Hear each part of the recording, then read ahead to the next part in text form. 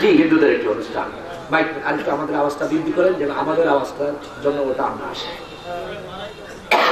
প্রিয় ভাইয়েরা, আমি আপনাদের এই এলাকায়, এই অঞ্চলে একেবারে অচেনা মুখ। আপনারাও আমার কাছে নতুন, আমিও আপনাদের কাছে নতুন। তবে অভিনন্দন জানাতে হচ্ছে, মোবারকবাদ জানাচ্ছি। দুনিয়া ও পরকালে ওই সকল যুবকদের কল্যাণ কামনা করছি যে যুবকের আজকে এত সুন্দর একটি জান্নাতের বাগান কোরআনের মজলিসের আয়োজন করেছে। আপনারা যারা বুড়ো মানুষ, আপনারা যখন যুবক ছিলেন তখন আপনাদের আমাদের অধিকাংশ সময় এই বয়সে আপনারা করতেন বিভিন্ন গান, নাট্যমঞ্চের আয়োজন, যাত্রাপালার আয়োজন। আর আজকের যুবকেরা করেছে কোরআনুল কারীমের আয়োজন। এই জন্য আগামী প্রজন্ম ইসলামের দিকে, এতে ইসলামের বিজয়ের সুগ্রাম আমরা আমাদের নাকের ডগায় পাচ্ছি। আমি এসে শুনেছি গেল 1 বছর আগেও যারা আপনাদের মতো আয়োজন করেছে, আজকে আল্লাহ পাক তাদের দ্বারা কোরআনের আয়োজন করিয়েছেন। কি বলবো তাদের জন্য, দেওয়ার মতো কি আমার কাছে আছে? যুবকেরা যারা আয়োজন করেছো, আমি তোমাদেরকে বলবো তোমরাও বসে পড়ো, তোমরাও বসে কোরআন শোনো। কি দেব তোমাদেরকে? আমার আল্লাহর কাছে তোমাদেরকে দিয়ে গেলাম। আল্লাহ যেন তোমাদেরকে খালিদ বিন ওয়ালিদের মতো করে, ওমর ইবনুল খাত্তাবের মতো করে, আল্লাহ যেন তোমাদের সন্তানগুলোকে আব্দুল্লাহ ইবনে মাসউদ, আপনার আব্দুল্লাহ ইবনে আব্বাসের মতো করে কবুল করে, বলি আমিন। জোরে বলুন আমিন। আপনাদের খুব কম মোবারকবাদ নয়, আপনারা যারা শত কর্মতৎপরতা, ব্যস্ততা ছেড়ে দিয়ে পরিবার পরিজনকে একা পেলে, শীতকে উপেক্ষা করে এই পাতলা সামিয়ানার নিচে শক্ত বিছানার পরে যারা বসেছেন, প্রত্যেকের এর চাইতে ভালো বসার জায়গা আছে। তারপরেও আপনারা তৎপরতা, ব্যস্ততা, পরিবার পরিজন ফেলে কোরআন শোনার জন্য বসে গেছেন, একমাত্র চরিত্র পরিবর্তন করে আল্লাহর জান্নাতে যাবার আশায়। আল্লাহ পাক যেন আপনাদেরকে জান্নাতের মেহমান করে নেয়। প্রিয় ভাইয়েরা, আপনারা যারা এর চেয়ে ভালো বসার জায়গা আছে, কিন্তু আল্লাহর কসম এত দামি জায়গা, এত দামি জায়গা আপনার আড়াই ওড়াতে 1% মূল্য যদি 10 লাখ হয়, তাহলে কুমিল্লার মেইন সিটিতে 1% মূল্য তার 3 গুণ বা 4 গুণ। বলে ঠিক না? আমিও আপনাদের কুমিল্লার সন্তান, দাউদকান্দি আমার বাড়ি, গৈরিপুর আমার এলাকা। আমার গৈরিপুর বাজারে 1% মূল্য 2.5 থেকে 3 কোটি, যা ঢাকাতেও বিরল। তাহলে জায়গার মূল্য ডিফারেন্স আছে কি নেই? আবার এই কুমিল্লায় এমনও জায়গা আছে পার শতাংশ 3,000 টাকা করে, একেবারে মফস্বলে আছে না, বা 10,000 করে নেয়। তাহলে আপনাদের এর চেয়ে ভালো জায়গা আছে, এত দামি জায়গা নেই। আর সেই যাত্রা গানগুলোতে, হিন্দুদের পূজাগুলোতে পুলিশ পাহারা দিয়ে সেটা সংরক্ষণ করে। এর কারণ হলো কোরআনকে ওরা ভয় পায়। কেন ভয় পায় জানেন? মানুষের গায়ে যখন প্রচন্ড জ্বর থাকে, মিষ্টি তখন তিতা লাগে, মিষ্টি তখন কি লাগে? তিতা লাগে। জ্বর সেরে গেলে পরে মিষ্টি আবার মিষ্টি হয়ে যায়। যাদের গায়ে জ্বর আসছে, আমরা দোয়া করি আল্লাহ জ্বর ভালো করে দাও, তাহলে কোরআন আর তিতা লাগবে না, এটা মিষ্টি হবে। এই জ্বর, এই ব্যারাম যদি ভালো হয়ে যায়, তখন কোরআনের মাহফিল ওরা করবে। কি বলেন ঠিক কিনা? ঠিক কিনা? আমরা পাড়ায় পাড়ায় মহল্লায় কোরআনের মাহফিল চাই, কোরআনের তাফসীর চাই। আল কোরআন যেখানে, আমরাও সেখানে। আপনারা কি আছেন? আপনারা আছেন? 2 হাত উঁচে তাকবীর দিয়ে আল্লাহকে দেখা দেয়।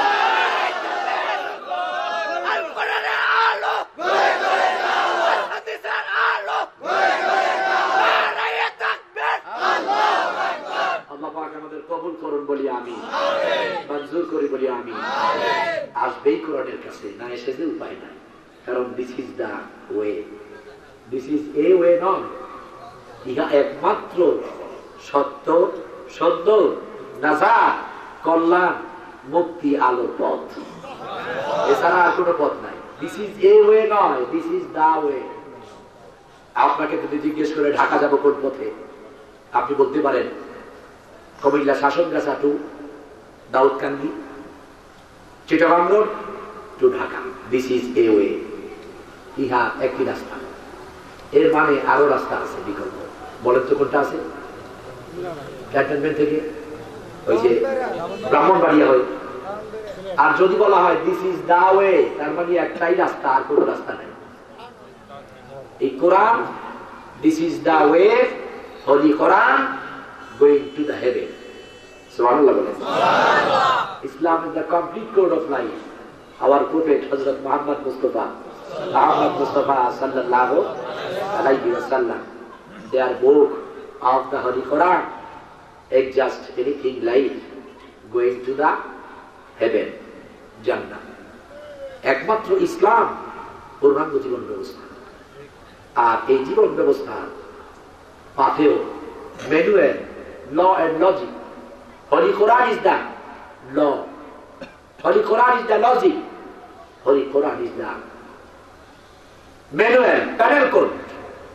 Every man, every world, anyhow, anytime. এই কোরআন সর্বযুগের, সর্বকালের, সব মানুষের একমাত্র শুধুমাত্র জীবন বিধান। রাষ্ট্র চালাবার জন্য, ব্যক্তি চালাবার জন্য, পরিবার চালাবার জন্য, বিশ্ব চালাবার জন্য আইন হচ্ছে একমাত্র আল কোরআন। যতদিন পর্যন্ত পৃথিবীর সমস্ত আদালতে আল কোরআন ভিত্তিক বিচার কায়েম না হবে, যতদিন পর্যন্ত পৃথিবীর জাস্টিস গুলো ওলামায়ে কেরাম না হবে, আল্লাহর কসম, ততদিন পর্যন্ত মানবতার কল্যাণ, পৃথিবীর শান্তি আদৌ কামনা করা যাবে না। আল কোরআনের পথ একমাত্র শান্তির পথ, এছাড়া আর কোনো উপায় নেই। আজকে এমন একটি সময় যুবকেরা আয়োজন করেছে, যখন চারদিকে বাতিলেরা চাচ্ছে ঈমানওয়ালাদের গলা টিপে মেরে দেবে, কোরআনওয়ালাদের বন্দী রেখে কোরআনকে স্তব্ধিত করে দেবে, হাতে গোনা কয়েকজনের গলায় ফাঁসি দিয়া কোরআন বুঝিয়ার প্রচার থাকবে না, ঈমানওয়ালারা বুঝিয়ার থাকবে না। কিন্তু ওরা জানে না এটা এমন এক পথ, এই কোরআন মানুষকে এমন শিক্ষা দেয়, ঈমান মানুষকে এমন এনার্জি দেয়, একজনের এক ফোঁটা রক্ত ঝরলে ওই এক ফোঁটা রক্তের জন্য হাজারো মুজাহিদ তৈরি হয়, হাজারো যুবক চিৎকার করে বলে আমরা জীবন দিতে চাই। এরপরেও আল্লাহর জমিনে আল্লাহর আইন চাই, সৎলোকের শাসন চাই। কারণ আল্লাহর আইন, সৎলোকের শাসন ছাড়া দুনিয়ার কল্যাণ, পরকালের মুক্তি আদৌ সম্ভব নয়। প্রিয় ভাইয়েরা, আজকে কোরআনের মাহফিল গুলো বন্ধ করতে চাই, যেহেতু আমি কোরআনের ওই দিক থেকে এই বিষয়ে আলোচনা করব যে বিষয়টা গভর্নমেন্টও চায়, প্রশাসন চায়। কারণ পৃথিবীর সব প্রশাসন, সব গভর্নমেন্ট চায় অপরাধ মুক্ত মানুষ তৈরি, সমাজ থেকে, ব্যক্তি থেকে, পরিবার থেকে অপরাধ বন্ধ হোক। কি বলে ঠিক কিনা? আপনারা চান কিনা? এত পুলিশ, সিআইডি, ডিবি, সার্কেল, এরপরে আপনার সাধারণ ফোর্স, এই সব এনআইএসপি, ডিএসপি, সবার তো মুখ্য উদ্দেশ্য অপরাধ বন্ধ করে। কি বলে ঠিক না? কোন ভালো মানুষকে পুলিশ দৌড়ায়? দৌড়ায়? দৌড়ায় যখন নীতি হারিয়ে ফেলে, যখন নীতি কি হারিয়ে ফেলে, চোখে যখন রঙিন চশমা হয়। কারণ আপনার চোখে যে চশমা, চোখ দিয়া চশমার গ্লাসের কালারটাই দেখা যায়। কালো রঙের চশমা পরলে সাদা রঙের পোশাক কোন কালার দেখা যায়? লাল, সবুজ। চশমার কালার যেটা, সবকিছুর কালার ওইটা। বিবেক বহির্ভূত হয়ে অন্যায়ের আনুগত্য যখন করে, ন্যায় তখন তার কাছে খারাপ হয়ে যায়। কি বলে ঠিক না? যখন মন্দের হাতে শাসন থাকে, মন্দরা যখন এগিয়ে যায়, সব ভালো তাদের কাছে খারাপ হয়ে যায়। বিশ্ব নবীর চাইতে ভালো মানুষ কি আর কেউ আছে? বিশ্ব নবীর চাইতে শ্রেষ্ঠ রাসূল কি আর কেউ আছে? এই শ্রেষ্ঠ রাসূল সাল্লাল্লাহু আলাইহি ওয়াসাল্লাম, আবু জাহেল, আবু লাহাব, উতবা, সাইবা, মুগীরা তাদের কাছে ছিল শ্রেষ্ঠ খারাপ মানুষ। কি বলে ঠিক না? কিন্তু বেলাল, ওমর, আবু বকর, আপনি, আমি আমাদের কাছে শ্রেষ্ঠ রাসূল, যার কদম মোবারকের ধুলা আল্লাহর আরশ পর্যন্ত চাইছে। প্রিয় ভাইরা, এজন্য আমি সিদ্ধান্ত নিয়েছি আজকে যে বিষয়ের উপরে কথা বলবো সে বিষয়টি হচ্ছে অপরাধ মুক্ত ব্যক্তি, পরিবার, সমাজ, রাষ্ট্র গঠনে ইসলামের ভূমিকা। কারণ অপরাধ বন্ধ করতে চায়, অপরাধ বন্ধ হয়ে গেলে কোনো অশান্তি থাকবে না। জান্নাত কি শান্তি না অশান্তি? জান্নাতে শান্তির অন্যতম মূল কারণ হলো লা ইয়াসমাউনা ফিহা লাগওয়া ওয়ালা কিযাবা। আল্লাহ পাক বলেন জান্নাতে কোনো মন্দ থাকবে না, কোনো খারাপ থাকবে না, কোনো বর্জিত বিষয় থাকবে না, কোনো মিথ্যা থাকবে না। এই জন্য শান্তি আর শান্তি। এই দুনিয়াতে যদি অপরাধ না থাকতো দুনিয়াটাও জান্নাতের পরিবেশ হতো। অপরাধের কারণে আজকে আমরা অশান্তি। কি বলে ঠিক না? আপনারা কি কথা বলতে ভয় পাচ্ছেন? দৌড়াবে, জেলখানা নেবে, তাহলে ভয় পান কেন? জোরে জোরে আওয়াজ দিয়ে ইমানের পক্ষে সাক্ষ্য দেবে। দুনিয়ার সব যদি আমাদের দুশ্মন হয়ে যায় তাতে কিছু আসে যায় না, আমাদের সাথে আছে কে? কি বলেন কে? তিনি তো বলেছেন ভয় পাবা না, ডরাবা না, ভয়ের কিছু নাই, চিন্তার কিছু নাই, এগিয়ে যাও কোরআন নিয়ে ইমানের পথে, সত্য সুন্দর পথে বিজয় দেব আমি আল্লাহ, এবং তোমার সাথে আছি আমি আল্লাহ। আল্লাহ রাব্বুল আলামিন বলেন লা তাখাফু ওয়া লা তাহজান ইন্নাল্লাহা মা'ানা। আল্লাহ রাব্বুল আলামিন বলেন তোমাদের কোনো ভয় নাই, চিন্তা নেই, ভয়ের কোনো কারণ নেই, চিন্তার কোনো অবকাশ নেই। নিশ্চয় ঈমানওয়ালারা যেখানে আমি আল্লাহ আছি সেখানে। ইন্নাল্লাহা মা'ানা, নিশ্চয় তোমাদের সাথে আছি আমি আল্লাহ। আল্লাহ থাকলে আর কিছু লাগে নাকি? দুনিয়ার সব মানুষ যদি, সব বাতিলেরা যদি ঐক্যবদ্ধ হয়ে যায় আপনাকে ধ্বংস করার জন্য, মেরে ফেলার জন্য, আপনাকে ফাঁসির কাছে ঝুলাবার জন্য, ক্রস ফায়ার করে মেরে ফেলার জন্য, আমার আল্লাহ যদি না চায় দুনিয়ার সমস্ত বাতিল শক্তি ঐক্যবদ্ধ হয়ে সীসা ডালা প্রাচীর যদি করে ফেলে, ওই সীসা ডালা প্রাচীরের শক্তি একজন মুমিনের কাছে মাকড়সার জালের চাইতে আরো দুর্বল হয়ে যাবে। আল্লাহ যদি হেফাজত করেন দুনিয়ার সমস্ত কাফের মুশরিকরা মিলে মারবে তো দূরের কথা, একজন মুমিনের এক গাছা পশমের ক্ষতি করতে পারবে না। আপনি দেখেন না কত কোরআনের মুফাসসির বদলি আছে নাই? জ্বালিয়ে পুড়িয়ে ছাড় করছে, গলায় রশি দিচ্ছে। তাফসীর করতে গেলে যার কথা আগে মনে পড়ে নন্দিত মুফাসসির, বিশ্বনন্দিত মুফাসসির, কোরআনের পাখি, আজকে কত দোষ অপরাধ দিয়ে খাঁচায় বন্দী করে রাখছে। অসুবিধা নাই, ওই খাঁচাটাও আল্লাহর জান্নাতের টুকরা। আমাদের বিশ্বাস আল্লাহ পাক যদি চান খাঁচা থেকে মুক্ত করে আবার কোরআনের গান গাওয়াবে, কি বলেন ঠিক না? এই বিশ্বাস কি আপনাদের আছে? আল্লাহ কবুল করেন বলি আমি। কারা কারা মুক্তি চান? কারা কারা আবার কোরআন চান? আল্লাহ কবুল করেন বলি আমি। ভয় নাই, বিজয় ঈমান আল্লাহ। বিজয় কার হবে? ঈমান আল্লাহ। কারণ জমিন থেকে তাড়াইয়া দিবে, হামলা মামলা দিবে। কত ঈমানওয়ালা ভালো মানুষ ঘর বাড়ি ছেড়ে দূরে দূরে দৌড়ায়, মিথ্যা মামলায় পড়ে গেছে। ভয় নাই, ভয়ের কোনো কারণ নাই।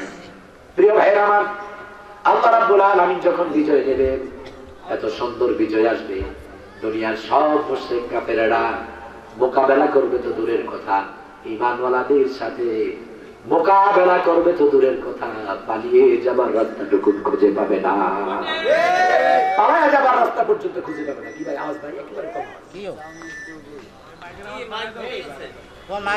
প্রিয় ভাইরা আমার, এই জন্যে আপনার ভয় নাই, জমিন কারো বাবার না, এই জমিনের মালিক আপনি আমি কেউ না, দুনিয়ার কোন প্রেসিডেন্ট বাদশা মন্ত্রী মহোদয় নয়। এই জমিনের মালিক কে? আওয়াজ করে বলেন কে? আসমানের মালিক কে? এর ওয়ারিস কারা? উত্তরাধিকার কারা? আমরা আমরা ঈমানওয়ালা মুসলমানেরা। নাহানু মুসলিমুন নাহানু ওয়ারিসুল আরদ। আমরা মুসলমান, আমরা জমিনের ওয়ারিস। এজন্য বিশ্বকবি কবি সম্রাট আল্লামা ইকবাল কত সুন্দর করে বলেছেন, চীন ও আরব হামারা, चीन अरब हमारा, हिंदुस्तान की हमारा, सारे जहां हो हमारा, मुस्लिम हो मेरा। सारे जहां हो हमारा, मुस्लिम हो मेरा। আল্লামা ইকবাল বলেছেন, চীন আমাদের, আরব আমিরাত আমাদের, হিন্দুস্তান আমাদের। শুধু চীন আরব আমিরাত, হিন্দুস্তান নয়, ইউরোপ আমেরিকা নয়, গোটা পৃথিবী যা আমাদের। কারণ আমরা হলাম মুসলমান। আমরা কি বলেন কি? আমাদের সবচাইতে বড় জাতীয় পরিচয় কি? আমরা মুসলিম, আমরা গর্বিত, আমরা আনন্দিত। গোটা পৃথিবীর সর্বযুগের সর্বকালের সব মানুষের চাইতে আমরা শ্রেষ্ঠ। মাথা উঁচু করে দাঁড়াবার মতো পরিচয় আমাদের আছে, আমরা মুসলিম। বলেন ঠিক না? এর চাইতে গর্বের বিষয় আর হতে পারে না। ইজ্জত কোথায়? ইজ্জত কোথায়? ইসলামের ভিতরে। লা ইজ্জাতু লানা ইল্লা বিল ইসলাম। ইসলাম ছাড়া ইজ্জতের আর কোথাও কিছু নাই। যা কিছু আছে ইজ্জতের কোথায়? ইসলামের ভেতরে, ইসলামের ভেতরে। এই জন্য ইসলামকে আঁকড়ে ধরুন, ইসলামকে জানুন, ইসলামকে বুঝবুন। না বুঝে মুসলিম পর্যন্ত বিরোধিতা করে। জেনে বুঝে কেউ যদি ইসলামকে বুঝতে চায়, কোরআনকে রিচার্জ করতে চায়, পৃথিবীর ইতিহাস করে দেখুন, কোরআনের ভুল ধরার জন্য, ইসলামের অবমাননার জন্য কোরআন শিখতে শুরু করেছে। কোরআন রিচার্জ করে বিবেক থেকে ওই ব্যক্তি কোরআনের খাদেম হয়ে মুসলমান হয়ে গেছে। এর প্রমাণ দলিল বুড়ি বুড়ি একটা দুইটা নয়। যারা বুঝে না ওরাই বিরোধিতা করে। একটা এক্সাম্পল আপনাদের কাছে দিয়া এরপরে আমি আলোচনায় যাচ্ছি। কোরআনের মাহফিলে 144 বার হয় কেন? কোরআন ওয়ালাদেরকে খাঁচায় বন্দী করা হয় কেন? প্রিয় ভাইরা আমার, এই কোরআনের কথা যখন তাদের কাছে বলা হয়, এরা দেখে যে আমাদের এই শাসন ক্ষমতা, আমাদের এই ফ্রিডম চলা, নাচ গান, খাও দাও ফুর্তি করো, আমাদের ড্রিম, আমাদের নিজস্ব আইন, আমাদের চিন্তা চেতনায় সবকিছু বিলীন হয়ে যাবে কোরআনের কাছে। আর কোরআন ইসলাম যে কঠিন নির্দেশ করে, এই নির্দেশগুলো মানা কিছুতেই সম্ভব না। দূর থেকে কঠিন মনে হয়, কিন্তু কাছে এসে দেখে একেবারে সহজ। বাস্তব একটা এক্সাম্পল, এরপরে আমি আলোচনায় যাচ্ছি। আমি যখন সৌদি আরবে আমার এক শেখের জন্য, ইউনিভার্সিটির ভাইস চ্যান্সেলর, ওনার জন্য আমি খুব প্রশংসা করলাম। বাংলাদেশে ওরা ফল খাওয়ায়, বাংলাদেশের ফল ভালো করতাম। আমি বললাম কাঁঠাল, এটা খুব ভালো জাতীয় ফল। হাদা লাযীযুন ওয়া হালওয়া, অর্থাৎ যেমন স্বাদ তেমন মিষ্টি। ওয়া রিহা তাইয়্যিবুন, গ্রানও কি চমৎকার। কাঁঠাল যদি গাছ পাকা হয়, একবারই ভাঙলে আরেক বাড়িতে বোঝা যায়। কিন্তু মানুষ আমরা এত খারাপ হয়ে গেছি, এখন একবারই ভাঙলে আরেক ঘরে গন্ধ পাওয়া যায়। এর কারণ ফরমালিন দিয়া কাঁচাটাই নষ্ট করে গেছে। বলেন ঠিক না? যাক, ওই দিকে আজকে আমার বিষয় নয়, এরপরে আলোচনা আসতে পরে যাবো। তা আমি, উনি বললো নিয়ে আসো, আমি কাঁঠাল নিয়ে গেলাম, খুব খুশি হলো। উনি হাতে দিলাম, ওদের হাতটা আমাদের চাইতে আরো নরম। হাতে কাঁঠাল নিয়ে বলেন তো, আপনি যদি বাজার থেকে কাঁঠাল কিনে কাঁধে করে বা হাতে করে নিয়ে যান, হাতের মধ্যে বা কাঁধে কি পাওয়া যায়? কাঁঠালের স্ট্যাম্পল, দাগ। ও হাতে নিয়ে বলতেছে, আজীব, কাঁটাগুলো বিচ্ছেদ হচ্ছে, একেবারে চিকুন কাঁঠাওয়ালা সুন্দর। ও বলতেছে, আজীব ইয়া শেখ সাইদ, হাদা ফাওয়াকা হালুয়া ওয়া লাযীজ ফিল বাংলাদেশ, হাদা নাফসুল হায়াওয়ান। আশ্চর্য, এই তুমি বললা বাংলাদেশের জাতীয় ফল, এত মজা, অতি জানোয়ারের মতো। ও তো জানোয়ার, আমার হাতে আঘাত করলো, একেবারে মাটিতে রেখে দিল, আর নিতেই যাচ্ছি না। আমি চিন্তা করলাম, হাই দেশের তোমার সম্মান, এত প্রশংসা করলাম, আর ও বলতেছে এত খারাপ, আল্লাহ বুদ্ধি দাও, কি করার নাই। আমি চিন্তা করলাম এটা ভেঙে দেই, গ্রামটা ভালো হলে কমপক্ষে বলবে গ্রামটা ভালো, ফাটাই দিলাম। ফাটানোর পরে আল্লাহর মেহেরবানি এত চমৎকার সুগ্রাণ, বলতেছে বদলাহি রিহা পাইয়ে, আর যাই হোক গ্রামটা ভালো। আমি বলতেছি আল্লাহ আলহামদুলিল্লাহ, গ্রাম যেহেতু ভালো বলছে, ভালো ভালো বলবে। আমি বললাম দেখ খাবি নাকি? বলতেছে আনতা কুল আউলা বাদা সিন্দাতে আমার সূত্র আনতা যেই বাদিনা না কয় আমি আগে, তুই আগে একটা খা, বাদি একটা খা, 20 মিনিট পরে যদি দেখি ভালো আসস তারপরে আমি খাবো। আমার তো খাইতে অসুবিধা নেই। আমরা কয়েকজনে খেলাম, 20-25 মিনিট পরে এবার হাত দিলাম ওরে একটা দেবো। ও বলতেছে ওয়াল্লাহি মালা তাখুদ মাররাতান, একটা দিলাম, একটা খাইছে, আর একটা হাত দিলাম, আর একটাও ধরিস না। আমি চিন্তা করলাম কি রে, তাহলে কি ভালো লাগে না? আমি কি কারণ কি? আমার কামেল শিখবে, কয় একটাও তো আর নিস না, সবটা আমি বাড়ি নিয়ে যাবো। সুবহানাল্লাহ। কোরআন বুঝে না, দূর থেকে কোরআনকে কঠিন মনে করে। যারা এই বাতিল পথ ছেড়ে দিয়ে তাগুত স্বৈরাচার মাজলুমের জুলুমের পথ ছেড়ে দিয়ে কোরআনের পথে আসে, কোরআনের পরে বুঝে শুনে আমল করে, আল্লাহর কসম এত সাপ জীবন দিয়া পিটাইয়া হলো কোরআন থেকে সরানো যায় না। জেলখানায় যাবত জীবন রাখে, এরপরে চিৎকার করে বলে কোরআন ছাড়া আর কিছু বুঝি না। কোরআন থেকে না, আপনারাও কি পারবেন? সব কিছু কোরবানি করে কোরআনের পথ ছাড়তে রাজি না, সব বিসর্জন দিয়ে কোরআনের পথে থাকবো। কারা কারা প্রস্তুত হয় যদি করে থাকবে কি আপনাকে দেখা। আল্লাহ আমাদের কবুল করুন। আল্লাহ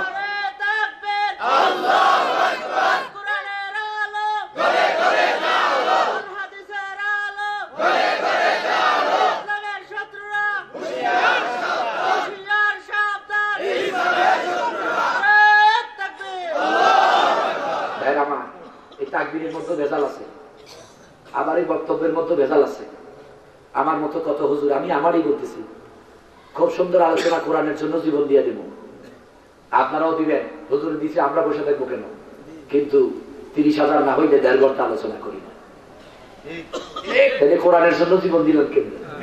টাকার জন্য না দিলাম, কি বলে ঠিক না? 30 না দিলে আসবো না, 40 না দিলে যাবো না। ওই সকল লোকদেরকে দাওয়াত দিয়া গরু গরে বাইতে পিটাইবেন। কোরআনের কথা বলার অধিকার এদের নাই। তারা ইসলামের চামচা, কোরআনের দালাল। ওরা সত্যের জন্য কথা বলে না, অর্থের জন্য কথা বলে। এই কথার মধ্যে হেদায়েত থাকবে না। কথা বলবেন আল্লাহর জন্য, আমল হবে আল্লাহর জন্য। বলে হুজুর আপনারা টাকা দিলে দিবেন না, আপনি যেটা দিবেন ওটা আল্লাহর পক্ষ থেকে বাজেট, হাদিয়া, উপহার, চাইয়া নেব না। যেটা রিজিকে আছে আল্লাহর পক্ষ থেকে চলে আসবে। মন ভরে দিবেন, প্রাণ ভরে দিবেন।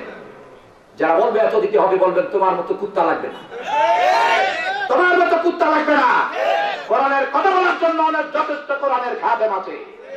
নন্দিত মুফাসসিরকে একদিন একটা টাকাও গুনে দেওয়া যায় না। 40টা বছর কোরআনের খেদমত করেছে। পেছন দিক দিয়ে গুলি করতেছে, পাঞ্জাবি টাঙ্গিয়া দোষে বসেন, চিৎকার দিয়ে দাঁড়া বলেছে পাঞ্জাবি টেনো না। জীবনের স্বাদ, জীবনের পরিকল্পনা, সবটুকুন আশা আজকে বাস্তবায়ন হতে পারে। এই আল্লাহর জমিনে কোরআন বলে রক্ত দিতে পারবো। আল্লাহ আমাদের কবুল করেন, বলুন আমিন। বলুন আমিন। সাহাবীরা জীবন দিয়েছে কি দেয় নাই? দিয়েছে কি দেয় নাই? দিয়েছে। আজকে এমন একটি সময় যুবকের আয়োজন করেছে, যেই সময়টা ইসলামের বিভীষিকাপূর্ণ সময়। জ্বালাও পোড়াও, ফাঁসির কাস্টে ঝুলাও, মিথ্যা মামলাতে জড়াও, যাবজ্জীবন জেলে নিয়ে যাও, এরপরে গণহারে মারো। মায়ানমারের দিকে তাকান, গণহারে মুসলিম হত্যা। আমার যুবতী মা বোনদেরকে বেইজ্জত করে, চরিত্র হরণ করে, কেটে টুকরো টুকরো করে প্রত্যেকটি অঙ্গকে আলাদা করছে। বৃদ্ধদের মারছে, যুবকদের মারছে, ছোট্ট দুগ্ধ পুষ্প নবজাতক বাচ্চাগুলো পর্যন্ত তাদের অত্যাচার থেকে রেহাই পায় না। কারণ ওরা চিন্তা করেছে ইসলামকে বিদায় করে দেব, মুসলমানদের বিদায় করে দেব। কিন্তু আল্লাহর কসম, ওরা অস্তিত্বহীন হবে। অল্প সময়ের মধ্যে নির্যাতিত মায়ানমারে আল্লাহর দ্বীন কায়েম হবে, কোরআনের রাজ কায়েম হবে। এখানে অত্যাচারের মাত্রা যত বেশি, সেখানে তত আগে কোরআন কায়েম হয়। বলে ঠিক না? প্রসব বেদনা যত বেশি, নবজাতকের সুন্দর আগমন ততটা পরিস্ফুটিত। এজন্য ভয় নাই। ভয় পাবেন নাকি? বিজয় কার হবে? কবি কবি বলেন, बातिल से दबने वाले, बातिल से दबने वाले, अरे आसमां नहीं हम सबर कर चुका है तो, सबर कर चुका है तो इम्तिहा हमारा। বাতিলের সামনে মাথা নত করার জাতি আমরা নই, আমরা মুসলমান। এই আকাশ বারবার হাজারবার প্রমাণ করেছে। বড় বড় কাফির মুশরিক সৌর শাসকেরা কয়েকজন ঈমানওয়ালার কাছে পরাজয় বরণ করেছে। আমাদের বিজয়ের পতাকা পথ করে উড়েছে। আমাদের একজন শহীদ হয়ে গেছে, আরেকজন সেনাপ্রধান পতাকা ধরেছে, আরেকজন শহীদ, তৃতীয় জন পতাকা ধরেছে, উনিও শহীদ। চতুর্থ জন ভয় পায় নাই, বিপুরুষ হয় নাই, স্পিডের সাথে বীর বিক্রমের সাথে পতাকা দিয়া ইসলামের বিজয়ের পতাকা উড়িয়েছে। উড়ায় নাই? উড়ায় নাই? তাবুকের দিকে তাকান, উড়িয়ে দিয়েছে কি দেয় নাই? পরিবারকে অগ্রাধিকার দিয়েছে না কোরআনকে? 17 জনের নাম লিখে দিলেন। জিহাদ কথাটা শুনলেই তো আজকে বিপদ।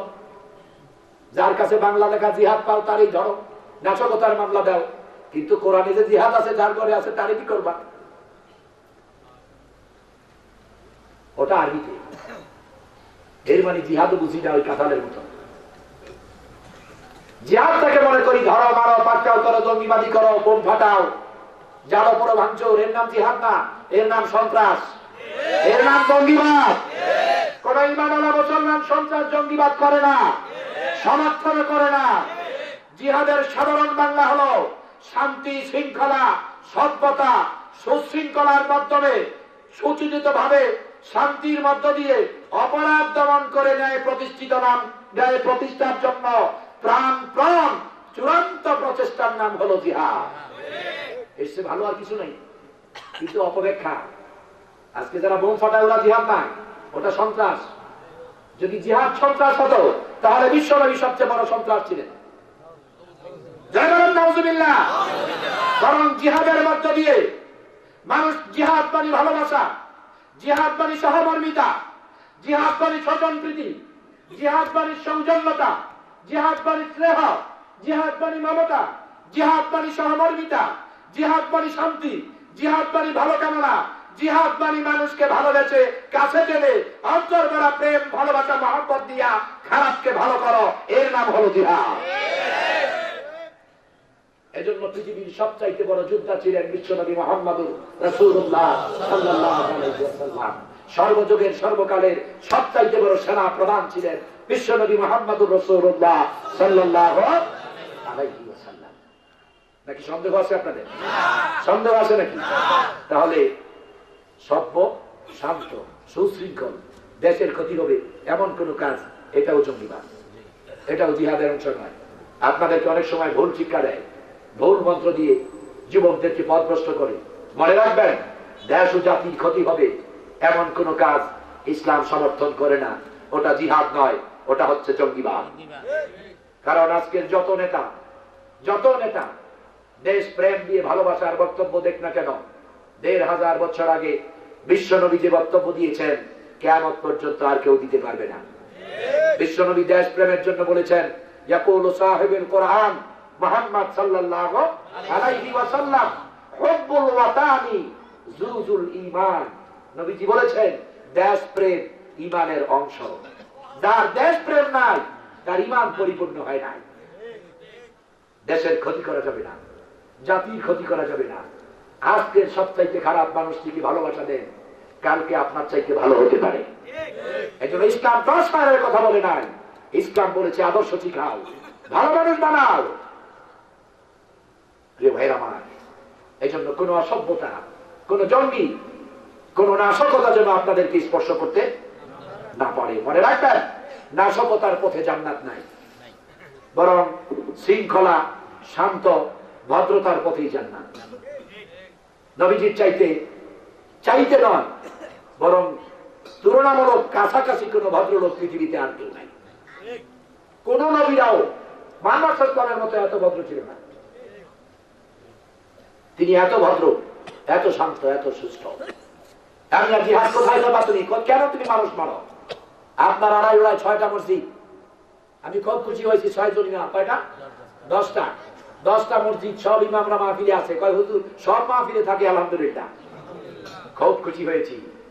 আপনার কোন একটা মসজিদে যদি একজন হিন্দু লোক দাঁড়াইয়া প্রস্রাব করে আর ইমাম সাহেব নাক দিয়ে ঘোষণা দেয় যে আপনাকে আড়াই ওড়ার মধ্যপাড়ার মসজিদে ওই হিন্দু বেটা দাঁড়াইয়া পেশাব করতেছে, আপনারা কি করবেন? হ্যাঁ, একদম মাথা খারাপ করে ফেলবেন, মাইরা ধরে আড্ডি গোল করে লাগবেন। কি বলেন, ঠিক না? এটা ইমানের দাবি না? আরে না, এটা ইমানের দাবি না, এটা ইমানের পরিপন্থী। এটা ইমানের পরিপন্থী। যা রাজুলুন গায়রুল মুসলিম ওয়ায়াতি বুলান ফিল মসজিদিত তাকওয়া মসজিদিন নববী ওয়ায়াকুলু সাহিব ইয়া রাসূলুল্লাহ শু হাযা রাজুলুন ইয়াতি বুল ফিল মসজিদ। একজন অমুসলিম যুবক মদিনার মসজিদে এসে নবীজির মসজিদে নববীতে দাঁড়ায় প্রস্রাব করতেছে ভেতরের মধ্যে। সাহাবী দেখে বলে, ইয়া রাসূলুল্লাহ, মসজিদে দাঁড়ায় প্রস্রাব করে এই দেখেন মুসলিম। আল্লাহর নবী বলে, লা তাকুল ওয়ালা তারা, কোনো কিছু বলবা না, ওই দিকে চাইবা না, চোখ ফেরাও, একজনও তাকাইবা না, একজনও কিছু বলবা না। লোকটি আরামে প্রস্রাব শেষ করলো, এরপরে চেকচাক দিয়ে বা কিছু করে বের হয়ে যাবে। আল্লাহর নবী তার কাছে এগিয়ে গেলেন, তার কাঁধে হাত রেখে তাকে আদর করলেন, ভালোবাসা দিলেন। খুব সুন্দর, ভদ্র, মমতা, স্নেহ, প্রেম, প্রীতি দিয়ে বললেন, ইয়া আখি হাদা মসজিদ বাইতুল্লাহ লা ইয়াতি বুল হুনা। ও ভাই, এটা আল্লাহর ঘর, মসজিদ, এখানে প্রস্রাব করা ভালো না, আর করিও না।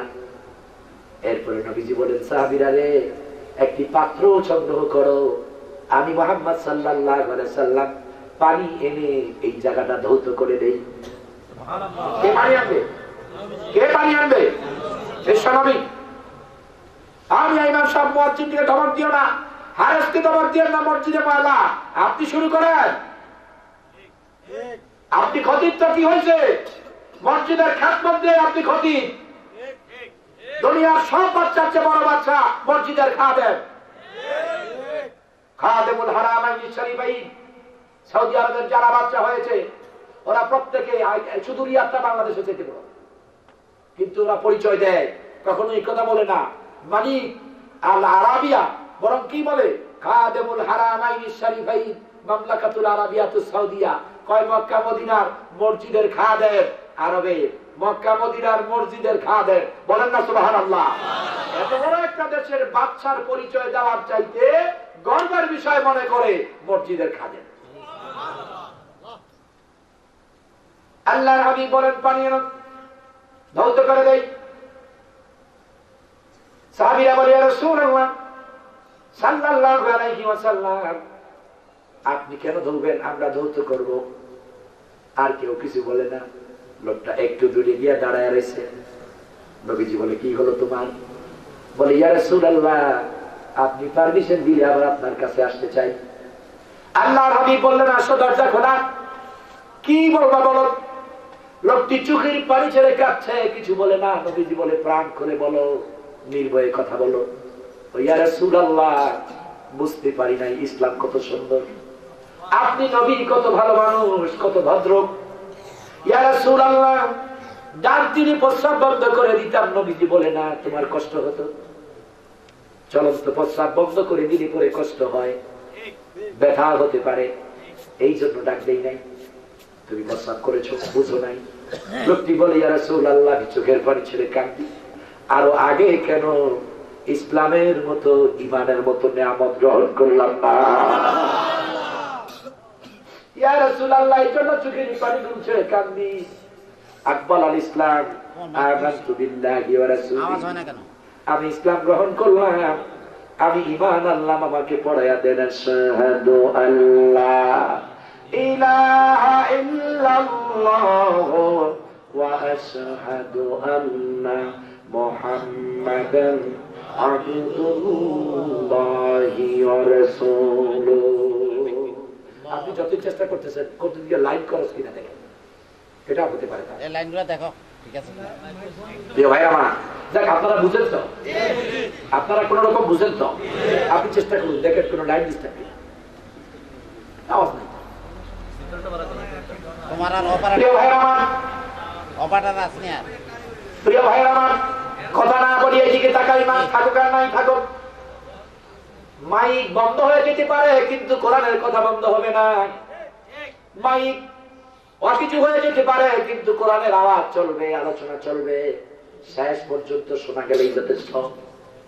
প্রিয় ভাইরা আমার, এই জন্য জিহাদ, সবচেয়ে বড় জিহাদ হলো নিজের কুপ্রবৃত্তি, মন্দ কুচরিতার্থের সাথে দ্বন্দ্ব করে জিহাদ করে, অপরাধ বন্ধ করে নিজের মধ্যে ন্যায় নীতি কায়েম করা, এটাই হলো বড় জিহাদ। এর সাথে বড় আর কোনো জিহাদ নাই। তো ভাইরা আমার, জিহাদের ময়দানে ওরা আল্লাহর কোরআনের অগ্রাধিকার দিতে গিয়ে পরিবার পরিজন সবকিছুর চাইতে বেশি গুরুত্ব দিয়েছে ইমানের কোরআনের। নবীজি মুতার প্রান্তরে ৩১৭ জনের নাম লিখলেন, ৩ জনকে শহীদ কোরআনের কথা বললেন। সেনা প্রধান ৩ জন। একটি জিহাদে একটি সেনাবাহিনীর এক দলের কয়জন সেনা প্রধান হয়? একজন। নবী বানালেন কয়জন? আল ওয়াহিদুল ওয়া সানি ওয়া সালাতা, ১ ২ ৩। এরপরে নবীজি বলেন আমি আর বানাবো না, এরপরে তোমরা বানায় নিও। এরপরে আরেকজন লাগবে। আল্লাহর হাবিব বলে ৩ জনের নাম ঘোষণা করলাম। আমার চাচাতো ভাই জাফর বিন আবু তালেব, আব্দুল্লাহ বিন রাওয়াহা, আমার পালক পুত্র যায়েদ। তোমরা বিদায় নিয়ে আসো, তোমরা চলে যাবা জিহাদের ময়দানে সেনাপ্রধান।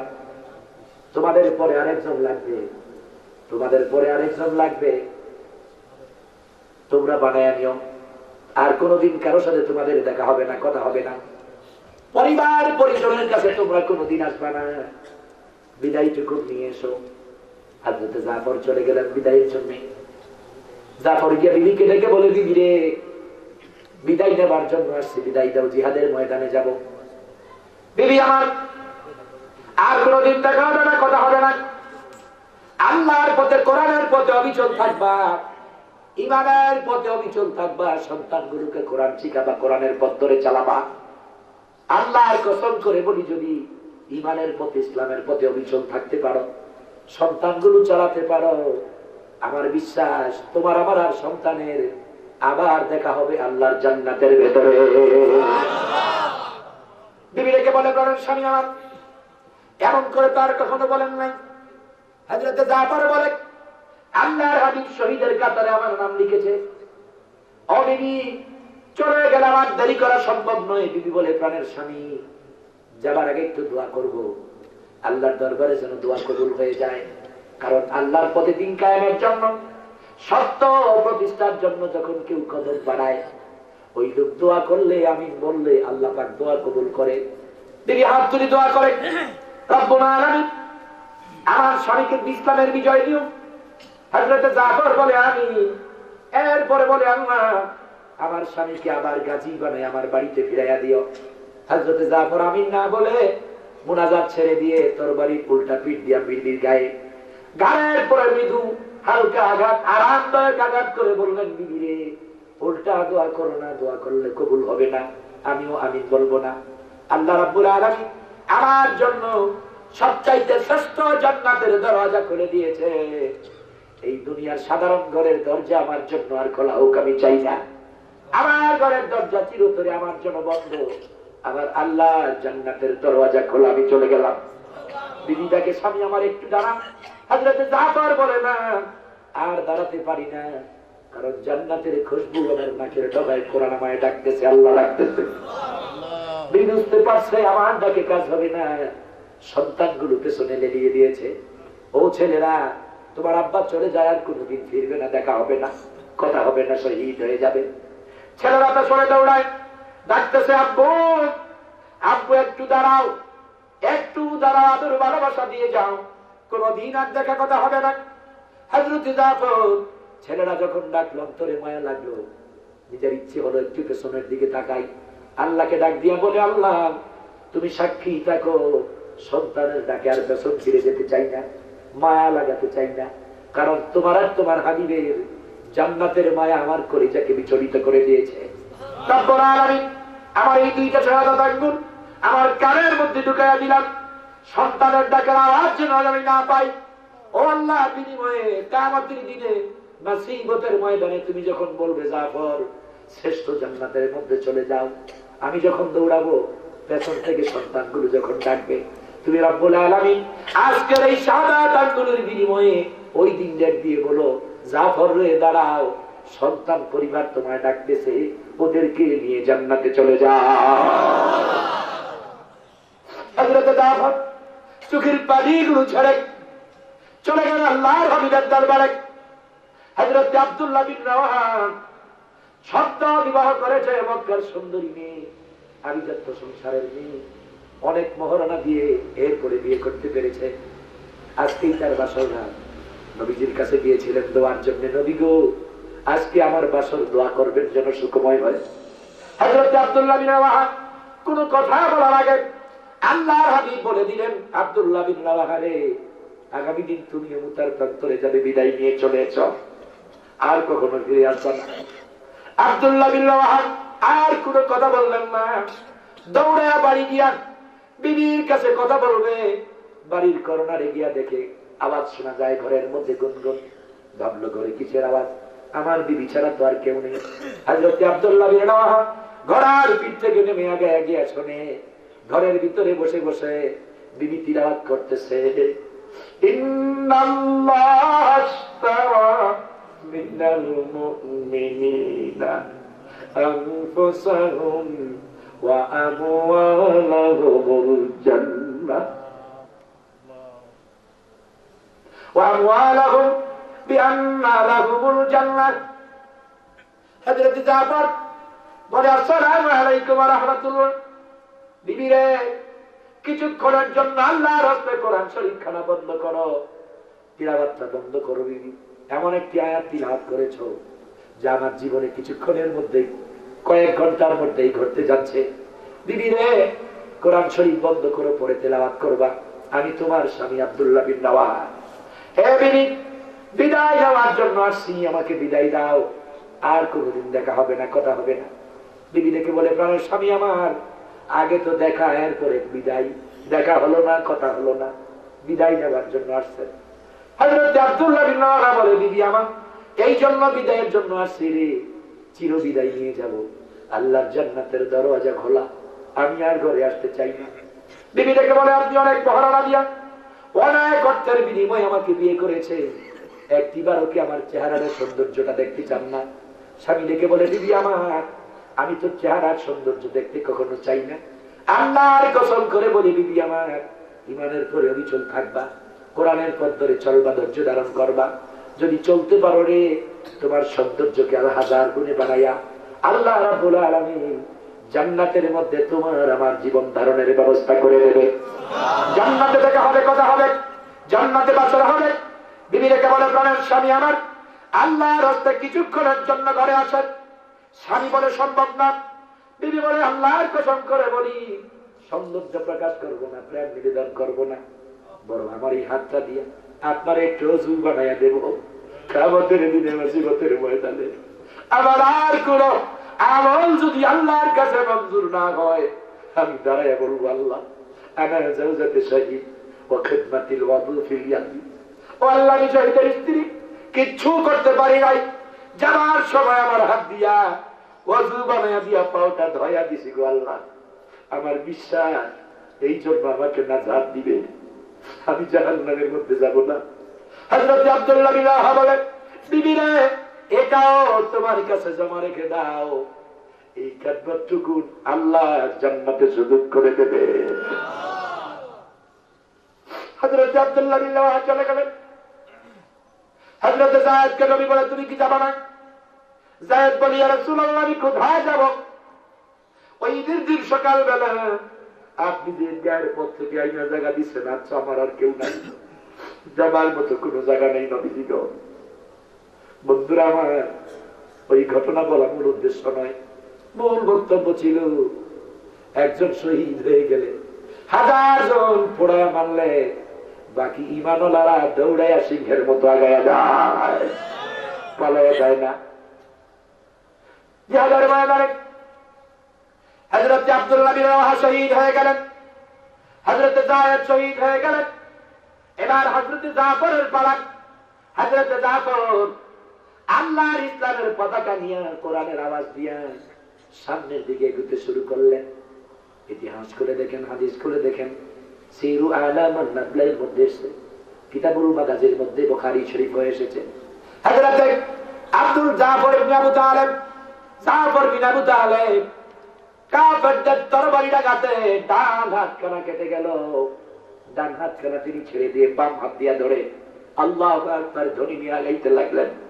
ডান হাত দিয়া রক্ত স্রোতের মতো পড়তেছে টপ টপ করে। ওইদিকে ভ্রুক্ষেপ করে নাই। আল্লাহু আকবার মুখে উচ্চারিত আওয়াজ, বুকে তাওহীদের আমানত আর ঈমান, হাতের মধ্যে আল্লাহর কালিমার পতাকা, বাম হাত দিয়া ধরে সামনে গাইতে শুরু করলেন। কিছুক্ষণ পরে কাফেরদের আঘাত এসে বাম হাতের বাহুখানা কেটে গেল। হযরত জাফর দুই হাতের বাহু দিয়া আল্লাহর কালিমার পতাকা বুকের সাথে জড়াইয়া ধরে আল্লাহু আকবার ধ্বনি দিয়া সামনে গাইতে শুরু করলেন। হঠাৎ করে একটার পর একটা আঘাত, শত আঘাতের পরে হযরত জাফর ভ্রুক্ষেপ করলেন না, সামনের দিকে আগাতে লাগলেন। হঠাৎ করে কাফেরের তরবারির আঘাত পেছন থেকে গর্দানে পড়ে গেল। হযরত জাফরের দেহটা পড়ে গেল একদিকে, কল্লাটা পড়ে গেল আরেকদিকে, দুইটার অনেক দূরত্ব।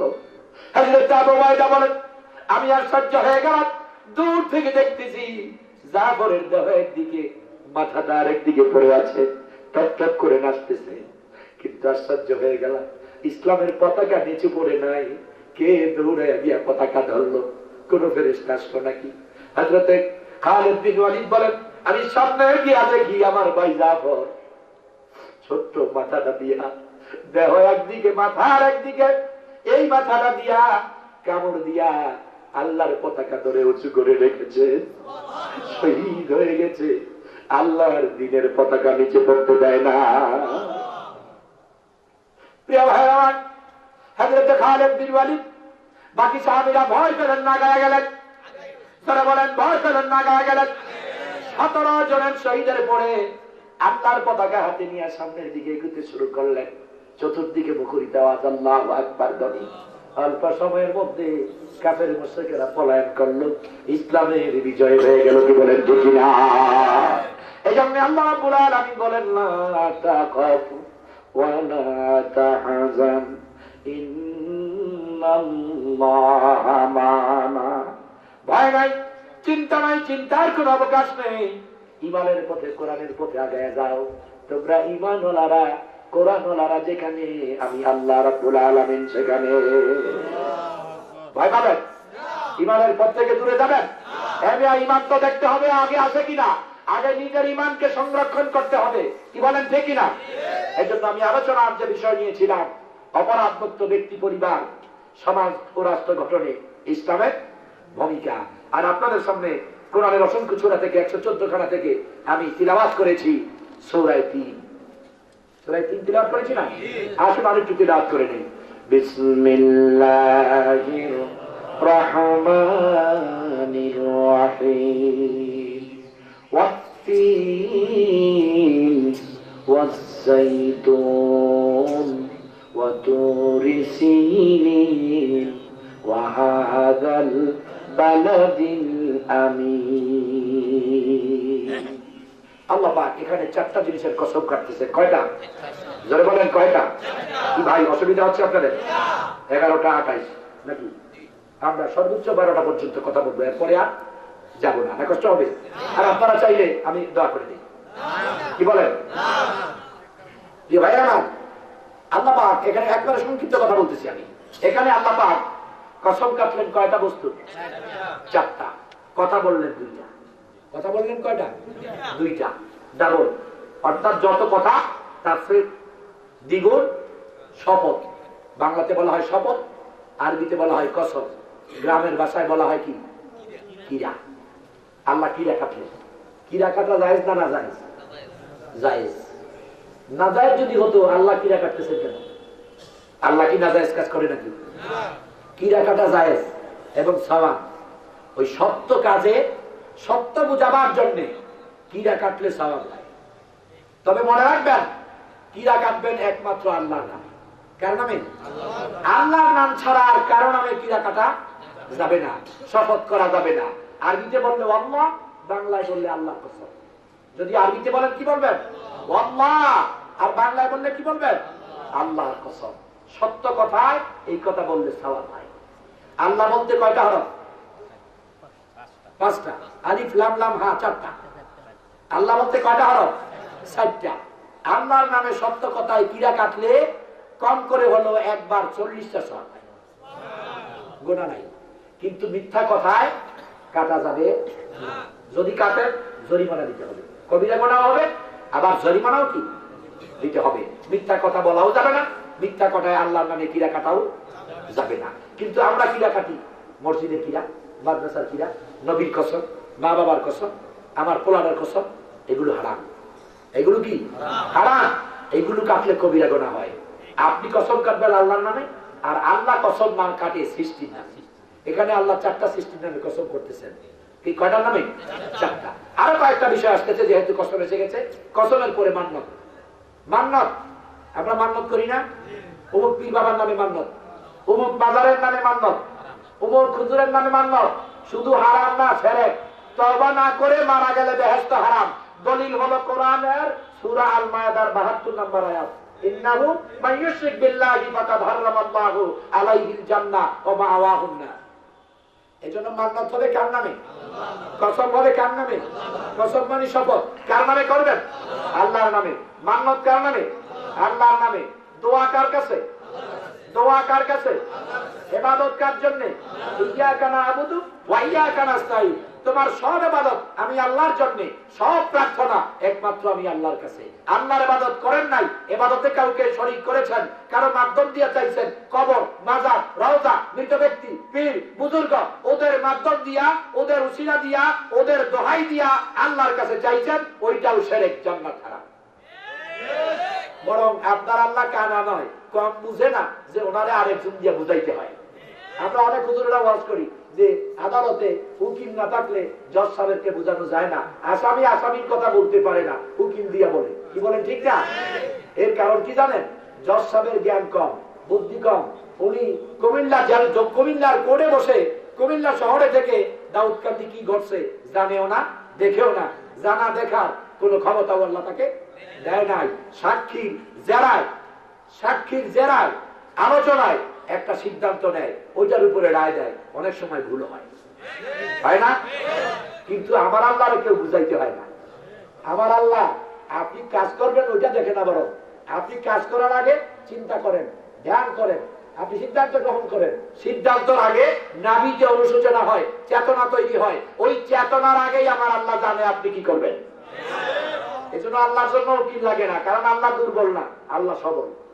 এই যে আমরা বলি উকিল ছাড়া আসামির কথা বলা যায় না, অতএব আমাদের হুজুরদের মধ্য দিয়া আপনারা আসামিরা আল্লাহর কাছে কথা বলবেন।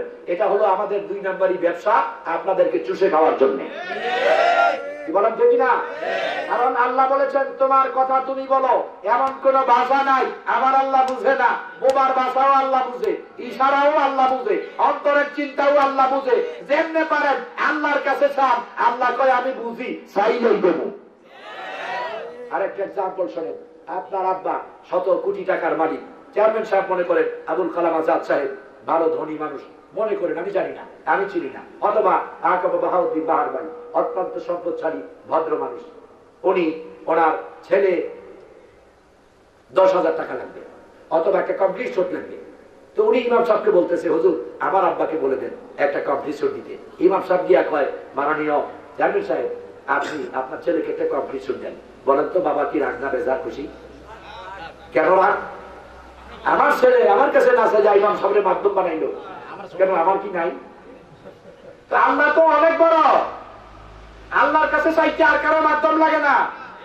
দিন শিখার জন্য মাধ্যম লাগে, এলেম শিখার জন্য ইমাম সাহেব, খতিব সাহেব, মুফাসসির, মুহাদ্দিস, পীর মাশায়েখ, হক্কানি আলেম লাগবে। আল্লাহর কাছে যাওয়ার জন্য কাউরে লাগে না। বাবা পিতা শুনতে দাও, এত চুলকানি উঠছে, আর একটু নিচে দাও। তো উনি নিচে গেলে এত নিচে বলছে, আর একটু উপরে। এরপরে এত উপরে বলি নাই, আর একটু নিচে। এরপরে ডানে বামে 8-10 বার পড়ার পরে জায়গা মতো বসে চুলকা।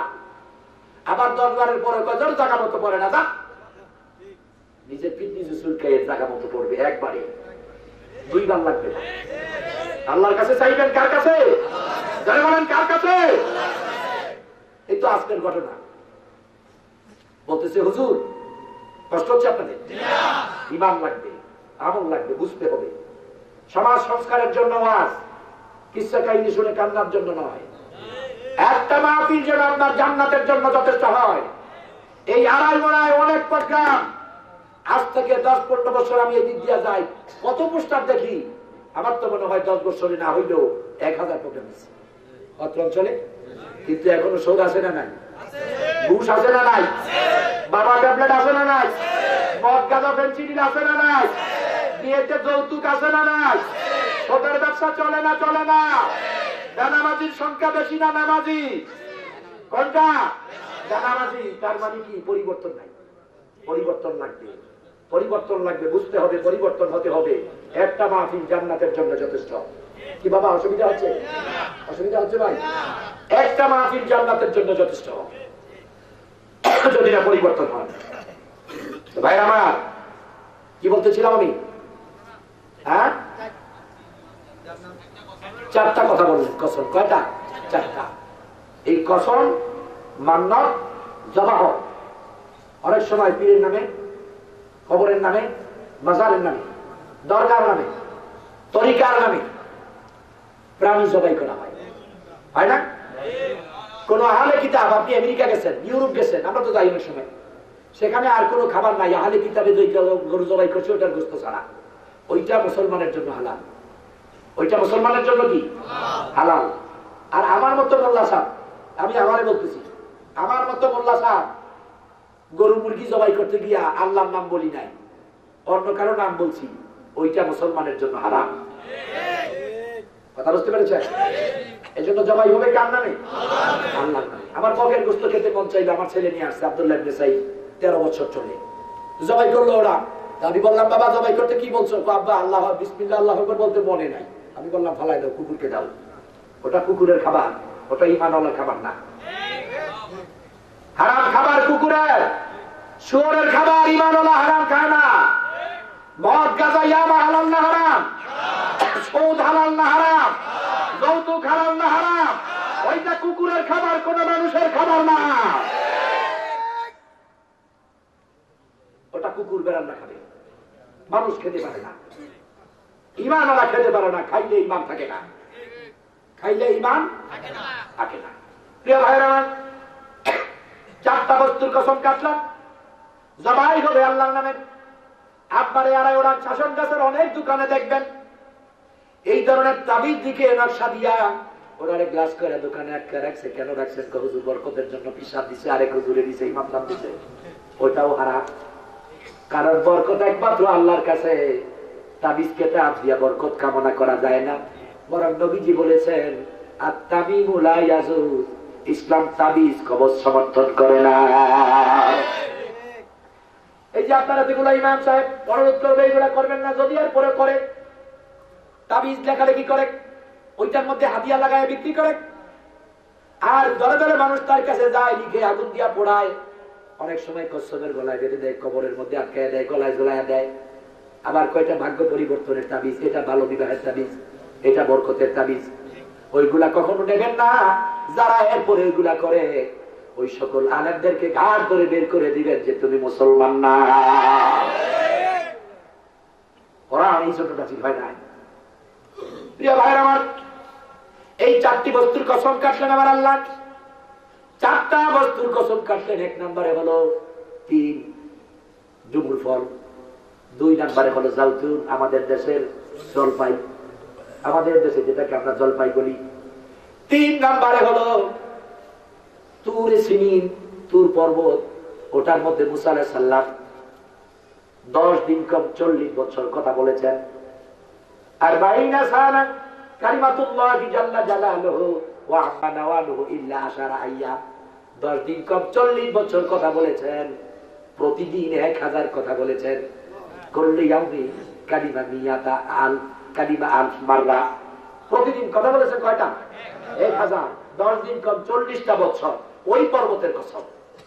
এরপরে আল্লাহ রাব্বুল আলামিন বলেন আমানতের শহর, হেফাজতের শহর, পবিত্র মক্কা নগরীর কসম। এই 4টা কসম করে আল্লাহ পাক বলতেছেন লাকাদ খালাকনাল ইনসানা ফি আহসানি তাকওয়িম।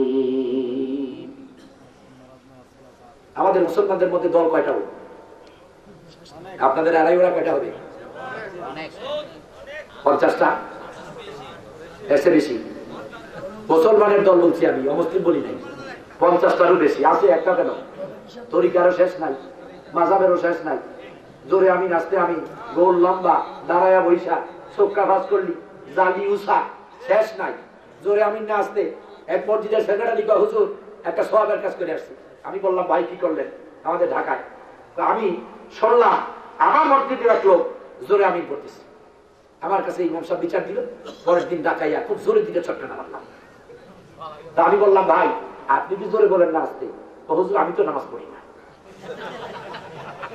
দেখছেন উনি নামাজ পড়ে না, আরেকজন নামাজ পড়তে গেছে চটকানা। কত বড় জাহেল! দলের শেষ নাই। কিন্তু ভাই আমার আল্লাহ পাক গোটা মানুষকে ভাগ করছেন কয়টা? 2টা।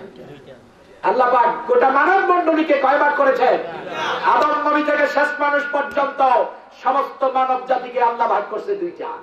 এর একটা কি? 4টা কসম গায়ে কি বলতেছে? লাকাদ খালাকনাল ইনসান ফি আহসানি তাকওয়িম। আল্লাহ 4টা কসম গায়ে কয় দেখো আমি মানুষকে অতি সুন্দর, অতি নম্র, অতি ভদ্র, এত সুন্দর অবয়ব দিয়ে বানাইছি, দুনিয়ার সব সৃষ্টিকে এক জায়গায় দিলেও একটা মানুষের মতো সুন্দর হবে না। এত আসতে বলবেন, আর একটু দূরে বলবেন।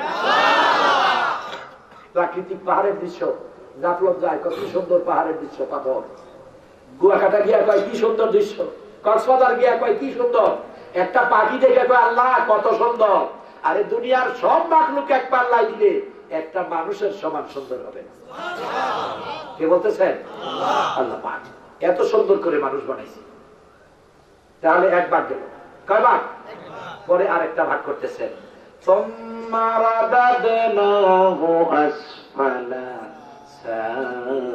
সাফিলিন। পরে সুম্মা রাদাদনাহু আসফালা সাফিলিন।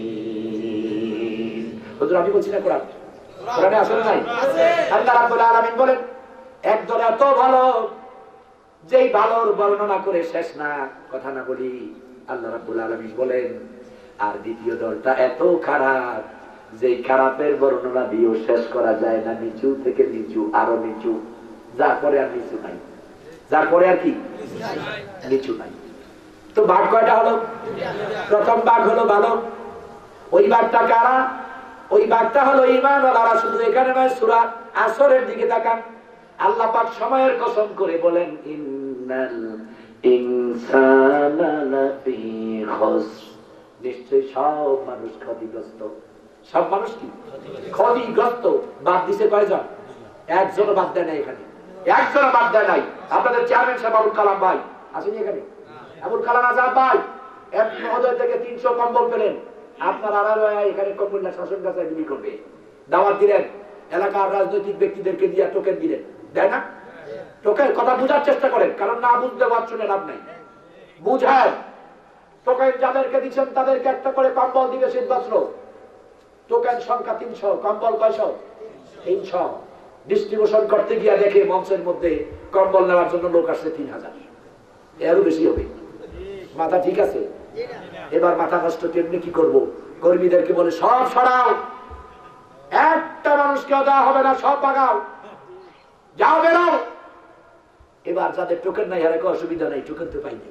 টোকেন ওরা কয় হায় কষ্ট করেও তো আমরা বিফলে গেলাম, কষ্ট করেও বিফলে গেলাম। পরিস্থিতি শান্ত, সব আউট, সব কি আউট। এবার কর্মীদেরকে বলে গেট খোলো, ঘোষণা করো, টোকেন আছে যার সে আসতে, যার কাছে টোকেন আছে টোকেন দেখে দেখে একটা একটা কম্বল দাও। এবার কয়জনে আসবে? টোকেন ছাড়া আসবে? আসবে নাকি? পরিস্থিতি কন্ট্রোল। টোকেন ওলা যারা ইজ্জতে পাইছে না ধাক্কা খাইয়া? ধাক্কা লাগে না, ইজ্জতের সাথে দিছে, মায়া কইরা দিছে। আবার এই পিসাব থাকলে কয় বুড়ারে ধইরা একটা ছবি উঠান, কারণ দুনিয়ার মানুষ দেখবে বুইড়ারে আমি কম্বল দেই, আমি ভালো নেতা। কিন্তু কত মানুষের লক্ষ কোটি টাকা খাইছি ওইটা কেউ দেখে নাই। কি বলেন ঠিক না? প্রিয় ভাইরা আমার, আল্লাহ রাব্বুল আলামিন বলেন সব মানুষ ক্ষতিগ্রস্ত করে দিলাম, একটা মানুষও বাকি নাই, একটা মানুষও বাকি নাই, সব ক্ষতিগ্রস্ত, বিপদগ্রস্ত, জাহান্নামী। এই কথা শুনে টোকেন আল্লাহ কয় আমরা টোকেন নিয়েও পাইলাম না, খুশি না বেজার? যারা ঈমান ওয়ালা আল্লাহ নবীর সাহাবীরা চোখের পানিগুলো ছেড়ে কান্দে, জার জার করে কান্দে, পাগলের মতো হয়ে গেছে। একজন আরেকজনের দিকে তাকায়, একজন দাঁড়ায় বলি ইয়া রাসূলুল্লাহ আমাদের কি উপায় হবে, আমরা কোথায় যাব? আমরাও তো ক্ষতিগ্রস্ত। আল্লাহর হাবিব বলে শান্ত হও, ধৈর্য ধারণ করো, বরং তোমরা ক্ষতিগ্রস্ত না। আল্লাহ পাক সব মানুষ ক্ষতির মধ্যে রাইখা বাছাই করে করে কিছু মানুষ উঠায় নিয়ে আসছে, ক্ষতি থেকে মুক্ত করেছে, টোকেন দিয়ে দিয়েছে। ওই টোকেনটা কি? আমানু ওয়া আমিলুস সালিহা, একটা ঈমান আর একটা নেক আমল। নেক আমল আর ঈমানের টোকেন যার আছে ও ক্ষতিগ্রস্ত না, ও হলো লাকাদ খালাকনাল ইনসানা ফি আহসানি তাকওয়িম।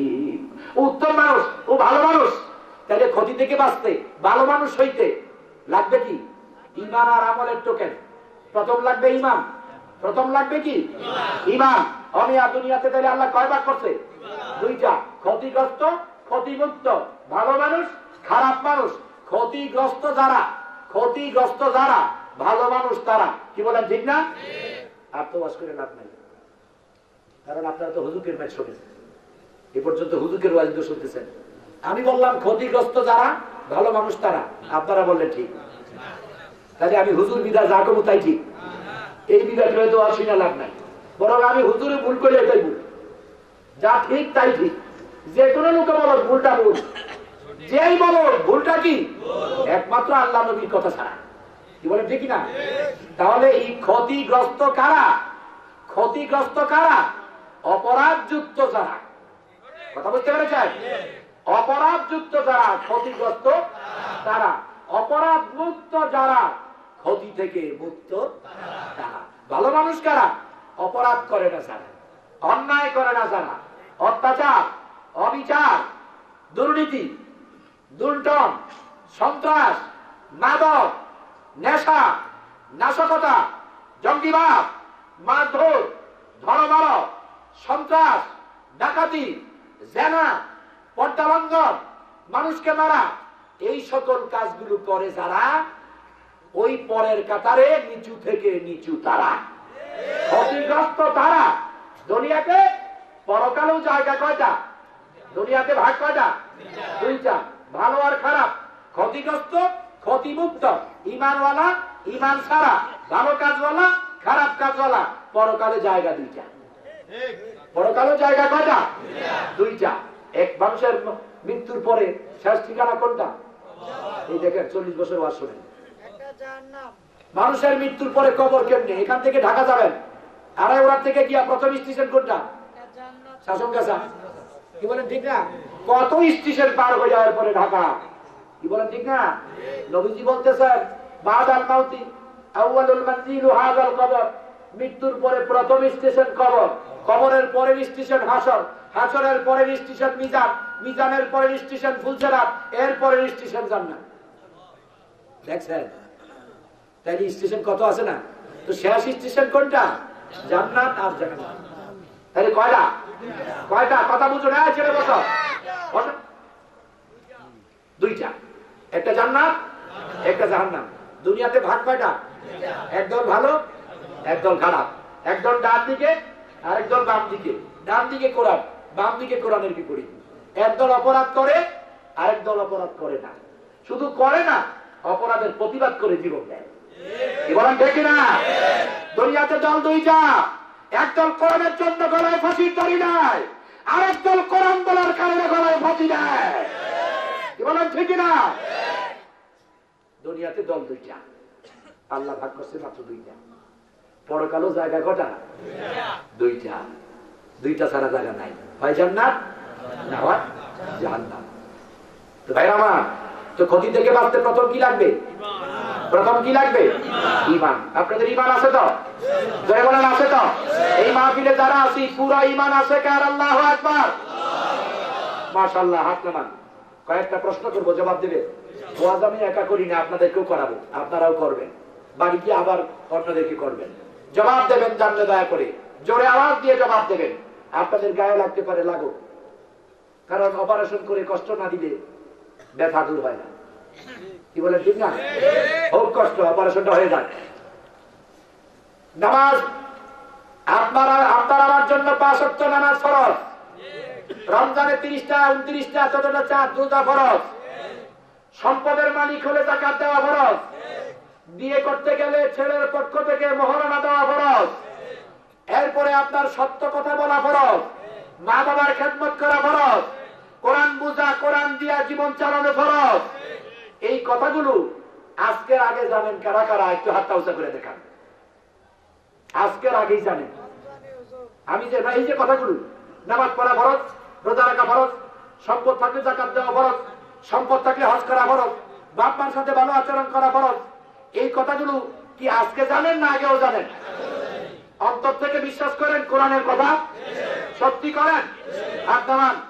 সুদ খাওয়া হারাম, মিথ্যা বলা হারাম, নেশা করা হারাম, নাশকতা জঙ্গিবাদ হারাম, যৌতুক দেওয়া নেওয়া হারাম, মা বাবাকে কষ্ট দেওয়া হারাম, ইসলাম নবী কোরআন ঈমানওয়ালাদের গালি দেওয়া হারাম। এই কথাগুলো আজকেই জানেন না আগে জানেন? বিশ্বাস করেন? কারা কারা আল্লাহু আকবার? মাশাআল্লাহ, হাত নামান। এবার 3 নাম্বার একটা প্রশ্ন, এই কথাগুলো অন্তর থেকে মানেন কারা কারা? এই কথাগুলো 100% মানেন কারা কারা? যদি বলি হাত উঠান, অল্প কয়েকটা হাত উঠবে। কথা বুঝেন নাই? আজকে জানুয়ারি কত? 22। 5 22 90 নাকি না? 90 তো। 5 22 110। 5 22 100। এ দেখছেন, আমি কইলে হবে না, ঠিক হতে হবে, ঠিক হতে হবে। ইমানের দাবি জেনে বুঝে ঠিকটা মানবা। 5 22 110। যদি বলি ভাই এতগুলো যুবক, এতগুলো মানুষ, এই 110 নামাজ জামাতে পড়ছেন কারা? আমার তো মনে হয় হাতে গোনা কয়েকটা হাত উঠবে। এমন লোক এখানে আছেন যে হুজুর 2017 সনে এখনো নামাজ পড়ি নাই। আবার 2-1 আছে শুক্রবারই যে হুজুর জুমার নামাজ পড়ছি। আবার এমন কিছু আছে রজব আলী আর কদর আলী, শরাফত আলী, কদর আর মেরাজ আর শবে বরাতের নামাজ পড়ে আর পড়ে না। আছে না? আছে না? আবার কিছু আছে রমজান আলী, রমজানে কিছু পড়ে, কিন্তু 5 ওয়াক্ত করছেন কারা? হাত উঠবে কয়েকটা। তাহলে ঈমান কাকে বলে? শুনুন, ঈমান কাকে বলে? জবাব দেবেন। আপনাদের কুমিল্লার একজন লোক অসুস্থ, যদি উন্নত চিকিৎসা বাংলাদেশে পেতে হয় কোথায় যাবে? ঢাকা। কুমিল্লার চেয়ে ঢাকা ভালো না? ঢাকায় যাবে, 8,000 টাকা আপ ডাউন অ্যাম্বুলেন্স ভাড়া। এক্সাম্পল, কম বেশি হতে পারে। 8,000 টাকা আপ ডাউন অ্যাম্বুলেন্স ভাড়া। বিশেষজ্ঞ প্রফেসরের বিজেট 3,000। কত হলো? 11। বলে হুজুর গল্প করতেছেন, বুঝেন কি বলি? গভীর মনোযোগ। বাড়ির চিন্তা, ঘরের চিন্তা, দোকানের চিন্তা একটাও যেন না থাকে, সব কোরআনের চিন্তা এই দিকে দেন। 11,000 চলে গেল। ডাক্তারের কাছে যাওয়ার পরে 6টা পরীক্ষা দিছে, বলছে পপুলারে যাও, এগুলা টেস্ট করে নিয়ে আসো। ওখানে যাওয়ার পরে হলেন 30,000। হয় না? 30 আর 11 কত? 41। 41,000 টাকা খরচ করার পরে রিপোর্ট গুলো দেয়। রিপোর্টটা নিয়ে কোথায় যাবেন? ওই ডাক্তারের কাছে, যিনি লেখছে। ডাক্তারের কাছে গেলে ডাক্তার কি দিবে? ঔষধ দিবে নাকি? আপনার জীবনে দেখছেন ডাক্তার ওষুধ দেয়? হ্যাঁ, বুঝে শোনে, হুজুকের নাই হবে না। ডাক্তার দেয় প্রেসক্রিপশন, চিকিৎসাপত্র, ঔষধ আপনি নেওয়ার দায়িত্ব। তাহলে চিকিৎসাপত্র লেখার পরে 1 নম্বর কাজটা শেষ, ডাক্তারের কাজটা কি শেষ। এবার প্রেসক্রিপশনটাকে লেমিনেটেড করে, লেমিনেটিং বুঝেন নাই? প্লাস্টিক কভার দিয়ে সুন্দর করে কুমিল্লা 60 টাকার মধ্যে আইনা যত্ন করে রাখা দিচ্ছেন। এই যে 41,000 খরচ, আসা যাওয়ার কষ্ট, সফল না বিফল? সফল না বিফল? যারা কয় না এদের কাছে মনে হয় সফল। সফল না বিফল? বিফল। তাহলে সফল হতে হলে 2 নম্বরে আরেকটা কাজ লাগবে। বলেন দেখি কাজটা কি? ঔষধ কিনা। তার বেশি দিকে ঔষধ কিনা। ঔষধ কিনে ওই ঔষধ কিনা, ঔষধ আর প্রেসক্রিপশন দুইটাই যত্ন করে রাখছেন, এরপরও সফল না বিফল? তাহলে 3 নম্বরে আরেকটা কাজ, ওইটা কি? ঔষধ খাওয়া। ঔষধ খাইলে সফল। মাফ করবে কি? আল্লাহ। তাহলে প্রেসক্রিপশন আর ঔষধ যত্নে রাখলে হবে না। আল্লাহর নবী বলছেন ঈমান হইতে 3টা লাগবে। ওলামায়ে কেরাম আছেন, ভুল বললে, ভুল যদি বলি, কোরআন হাদিসের বাইরে যদি বলি, লাঠি দিয়ে নিচে ফেলাই দিবেন আমারে, কোনো বিচার নাই। ঈমানের জন্য কয়টা জিনিস লাগবে? 3টা। এর প্রথমটা হলো কোরআন পড়ে, কোরআন বুঝে, কোরআন শুনে। পড়ে হোক, শুনে হোক, বুঝে মুখ দিয়া স্বীকৃতি দেওয়া। বুঝেন নাই? মুখ দিয়া স্বীকার করা। 2 নাম্বার কাজটা হলো অন্তর দিয়া বিশ্বাস করা, প্রেসক্রিপশন, ঔষধ। 3 নাম্বার কাজটা হলো বাস্তবে আমল করা। বাস্তবে আমল করা। ঔষধ যে খায় না, সফল না বিফল? সফল না বিফল? শোনে, জেনে, বুঝে, অন্তর দিয়া বিশ্বাস করে, মানে না, ওই ওষুধ না খাওয়াই না লোকের মতো বিফল। এই ঈমান দিয়া বেহেশতে যেতে পারবে না। এই ঈমান দিয়া ক্ষতি থেকে বাঁচতে পারবে না, ভালো মানুষ হতে পারবে না। আপনি শুনছেন মদ খাওয়া হারাম, এরপরে খান। বাবা খাওয়া হারাম, এরপরে খান। খালি খান না, আবার ব্যবসাও করে। ব্যবসাও করে। এই আড়াওড়াই কি বাবা ট্যাবলেট চলে না? যৌতুক চলে না? নেশা চলে না? শোধ চলে না? এতগুলো মাহফিল কোথায় গেল? এই পর্যন্ত কোন আলেম কি বলে নাই? বলছে, আপনি শুনছেন, বিশ্বাসও করছেন, কিন্তু মানেন নাই। তো ঈমান হয়েছে কেমনে? ঈমান তো নাই, ক্ষতি থেকে বাঁচাও সম্ভব না। ঈমানে ফেল। বলবেন হুজুর আমরা কি বেঈমান? আপনারা বলতে পারেন হুজুর আমরা কি বেঈমান? আমি বলবো না, ঈমান আছে। হাসরে মৃত্যুর পরে জায়গা কয়টা? জান্নাত আর ওই জান্নাতীদের মধ্যে আবার 2 দল। জান্নাতীদের মধ্যে কয়বার? 2 বার। একদল বিগাইরে হিসাব ইয়াদখুলাল জান্নাহ, হিসাব লাগবে না, দৌড় দিয়া জান্নাতে যাবে। সুবহানাল্লাহ বলেন না? আবার একদল হিসাবে আটকাইয়া এরপরে জাহান্নামে গিয়া জইলা পুইরা ছাই হইয়া এরপরে জান্নাতে যাবে। কয় দল হইছে? জাহান্নামীদের মধ্যে 2 দল। দুনিয়াতে দল কয়টা? দুনিয়াতে কয়টা? কোরআনওয়ালা কোরআন ছাড়া, ঈমানওয়ালা ঈমান ছাড়া। জান্নাতেও 2 দল, জাহান্নামেও 2 দল। জাহান্নামে 2 দল কারা? এক দল ঈমান কিছু আছে, এই জন্য পাপের প্রায়শ্চিত্ত ভোগ কইরা পরে জান্নাতে যাবে। আর এক দল ঈমান একেবারেই নাই, ঈমান একেবারে নাই, এজন্য আজীবন জাহান্নামে থাকবে। আপনারা যারা আছেন, আমার বিচারে এখানে 90% মানুষ আগে জাহান্নামে গিয়া দইলা পুইরা পরে জান্নাতে।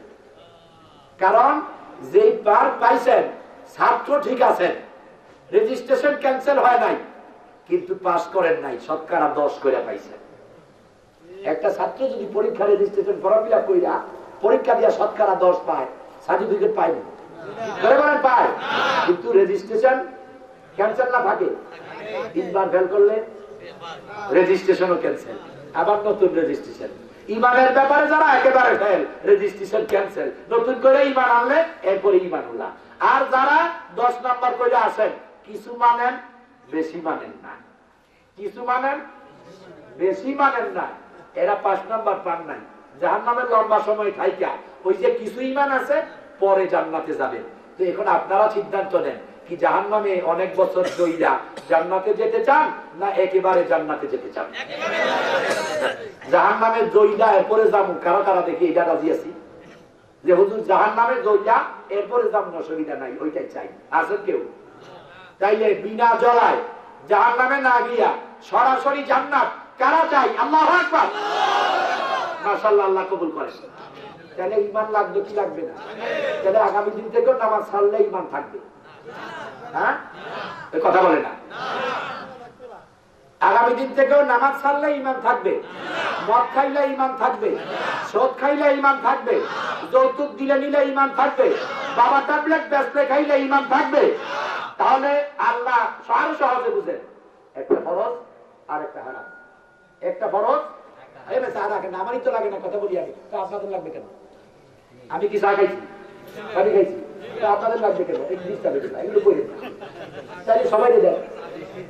যদি আপনি খান তো সবাই দেন। ভাই আমার,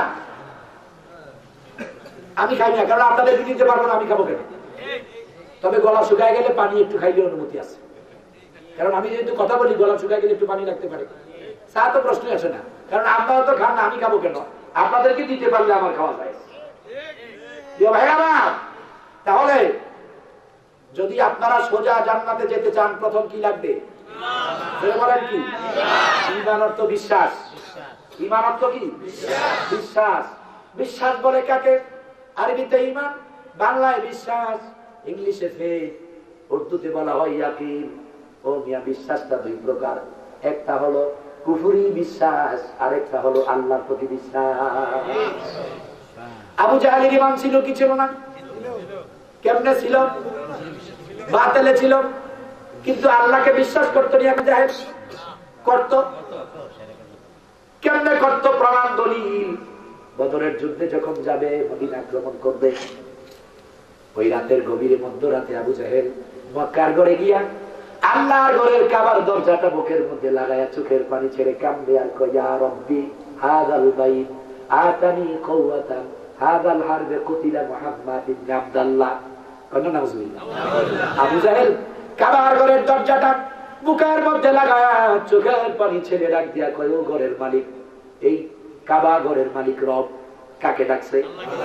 আল্লাহ গো, ও রব্বুল আলামিন, আগামী দিন আমাকে শক্তি দাও, আমি যেন আব্দুল্লাহর ছেলে মুহাম্মদকে হত্যা করতে পারি। আমার আল্লাহ কয়, ও আবু জাহেল, আমার নবীরে হত্যা করবা, আমার কাছে শক্তি চাও। অনেক ক্যাডারের নতুন কিছু কর্মী আছে, এখনো চিনে নাই, অস্ত্র দিয়ে দিছে, আছে না? কত ক্যাডার আছে, উনি নিজে ভালো, শত লোক অস্ত্র দিয়া চালায়, গোটা শহরে চান্দাবাজি করে। নতুন ক্যাডার দিছে, অস্ত্র তুইলা দিছে, শহরে একজনের সাথে ঝগড়া করছে, গিয়া কয়, ভাই আরেকটা অস্ত্র লাগবে। কয় কেন? ওর লোকে পারি না, ওরে মানুষ খরচ ফায়ার করে মুরাতে। কয় কে? কয় সুমন। কোন সুমন?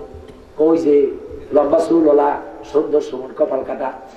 ক্যাডার ডাক দিয়া কয়, বেটা চিনুস নি? এটা তো আমার ছেলে, আমার ছেলেরে মারবি, আমার কাছে অস্ত্র চার দা, তোর চাকরি ক্যান্সেল। আমার আল্লাহ ডাক দিয়া কয়, ও আবু জাহেল, আমার নবীরে মারবা, আমার কাছে দোয়া চাও, শক্তি চাও। এরপরে আবু জাহেল বলে, ইয়া রব্বি আতানা কুওয়াতান হাযাল হারবি আতানা তাফতাহাল হক ওয়া তাকতুলাল বাতিল। আল্লাহ গো, এই যুদ্ধে সত্যের বিজয় দিও, বাতিলকে হত্যা কইরো। আবার আল্লাহ কয়, আবু জাহেল, এবারের দোয়াটা আমি আল্লাহর কাছে পছন্দ হইছে, এবারটা কবুল করলাম, কারণ সত্যের বিজয় চাও, বাতিলের হত্যা চাও। যখন আবু জাহেল মরে গেল, নবীজি নর্দমার মধ্যে লাশটা দেখে কয়, ইয়া আবা জাহেল আল-আম আইনা আন তালিম ওয়া আরিফ মান হক ওয়া মান বাতিল। সাহাবীরা বলে, ইয়া রাসূলুল্লাহ, এটা মরা। এটা কি? হাদা মাইয়াত। ও নবী, এটা না মরা। কার সাথে কথা বলেন? নবীজি বলে, তোমরা কি মনে করেছো আমি বুঝি নাই? মরা শোনো, আমার সব কথাতে শোনে কিন্তু বলতে পারে না। তোমরা কি জানো? আবু জাহেল আল্লাহর ঘরে হাত দিয়ে দোয়া করছে আমারে হত্যা করার জন্য, আল্লাহ কয় কবুল করলাম না। দ্বিতীয় দোয়া করছে সত্যের বিজয়ের জন্য, আল্লাহ কয় এটা কবুল করলাম। তাহলে আল্লাহকে মানত, কিন্তু যেমনে মানার কথা এমনি মানে। তাহলে ঈমান থাকবে কেমন? ঈমান লাগবে নবী মুহাম্মদ সাল্লাল্লাহু আলাইহি ওয়াসাল্লামের মতো, ঈমান লাগবে সাহাবীদের মতো, তারপরেই না যা। আমি আর তুলসী গাছে যে পূজা করে বিশ্বাস করে এটা করে, এটা করলে পরে না যা। এই যে আজকে আরেকটা অনুষ্ঠান আমাদের হিন্দু ভাইদের, তারা তো আত্মবিশ্বাস করে ইনকার করে যে আমার এই অনুষ্ঠানটাতে সোয়াব আছে, কল্যাণ আছে। কি বলেন? ঠিক না? ওর বিশ্বাসটা ভুল আর আপনার বিশ্বাসটা সঠিক। সঠিক ঈমান লাগবে, সঠিক ঈমান লাগবে। ঈমানের মধ্যে সঠিক কোনটা? নবী সাল্লাল্লাহু আলাইহি ওয়াসাল্লাম যে ঈমান এনেছেন, সাহাবা যে ঈমান এনেছেন, ওই ঈমান লাগবে। আর ঈমান আনলেই হবে না। রেজিস্ট্রেশন ফর্ম ফিল আপ করছেন, পরীক্ষা দেন নাই, পাস না ফেল? পাঁচটা ফেল। ঈমান অ্যাকাউন্ট নাম্বার, টাকা জমা দেন নাই, কত দেবে আপনাকে ব্যাংক? অ্যাকাউন্ট নাম্বার ঈমান, টাকা জমা দেন নাই, কত দেবে ব্যাংক আপনাকে? একটাও দেবে না। কয়েক বছর পরে অ্যাকাউন্ট ক্লোজ, লেনদেন নাই। কি বলেন? ঠিক না?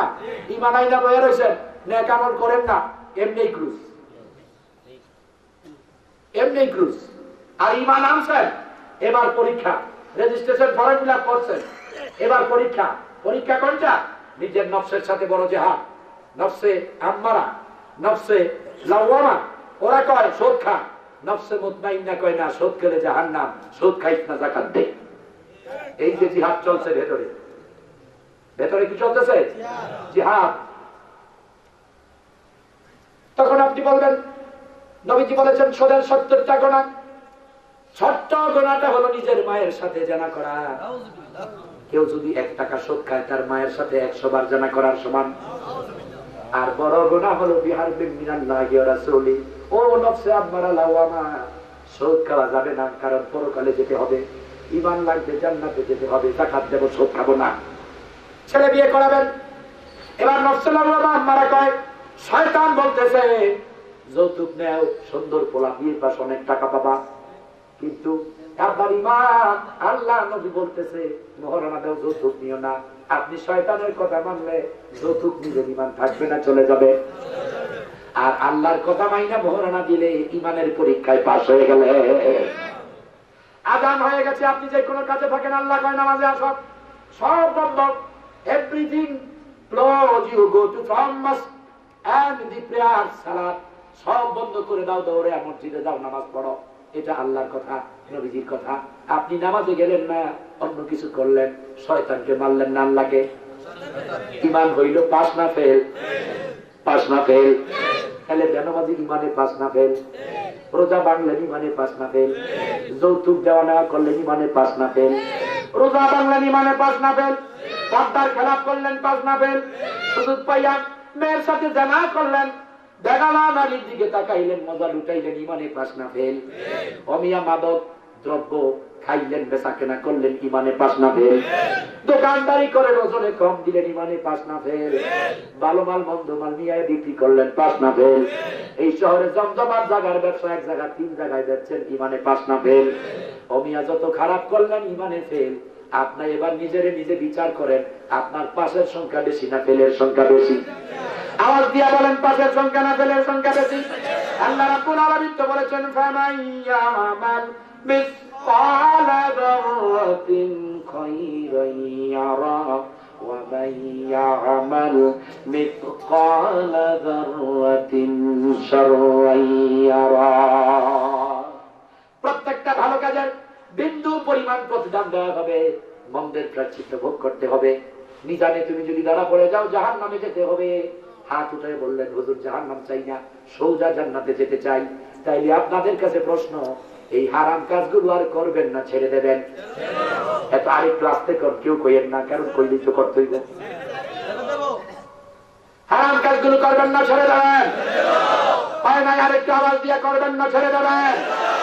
ফরজগুলো মানবেন না ছেড়ে দেবেন? ফরজগুলো মানবো, হারামগুলো ছেড়ে দেব।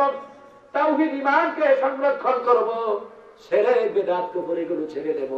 আল্লাহর কসম করে আমি বলে গেলাম, কোরআনুল কারীম নাই, কোরআনুল কারীমে 18 পারায় সূরা মুমিনুনে আল্লাহ রাব্বুল আলামিন বলেন, যদি ফরজ ওয়াজিবগুলো মানো আর হারামগুলো ছেড়ে দাও, ঈমানের দাবি যদি পূরণ করো, আমানু ওয়া আমিলুস সালিহাত, ঈমানওয়ালা আর ভালো কাজ যদি হয়ে যায়, প্রথম শ্রেণীর যদি হয়ে যাও, লাকাদ খালাকনাল ইনসানা ফি আহসানি তাকওয়িম ইল্লাল্লাযীনা আমানু ওয়া আমিলুস সালিহাত, ওই শ্রেণীর যদি হয়ে যাও, দুনিয়ার মানুষ জানিয়া রাখো, তোমার মৃত্যুবরণ করার আগে আমি আল্লাহ রাব্বুল আলামিন মৃত্যু পাঠাইব, পরে জান্নাতের ওয়ারিস বানাইব আগে। সুবহানাল্লাহ। মৃত্যু পাঠাবো, পরে জান্নাতের ওয়ারিস বানাবো আগে। ওয়ারিস মানে উত্তরাধিকার। কোন উত্তরাধিকার? জান্নাতুল ফেরদাউস। ছোটটাও দেব না, সবচেয়ে বড় জান্নাতটা দেব। শুধু ফরজ ওয়াজিবগুলো মানো, হারামগুলো বর্জন করো। আমি আল্লাহ যা বলেছি তা করো, যা নিষেধ করেছি তা ছেড়ে দাও।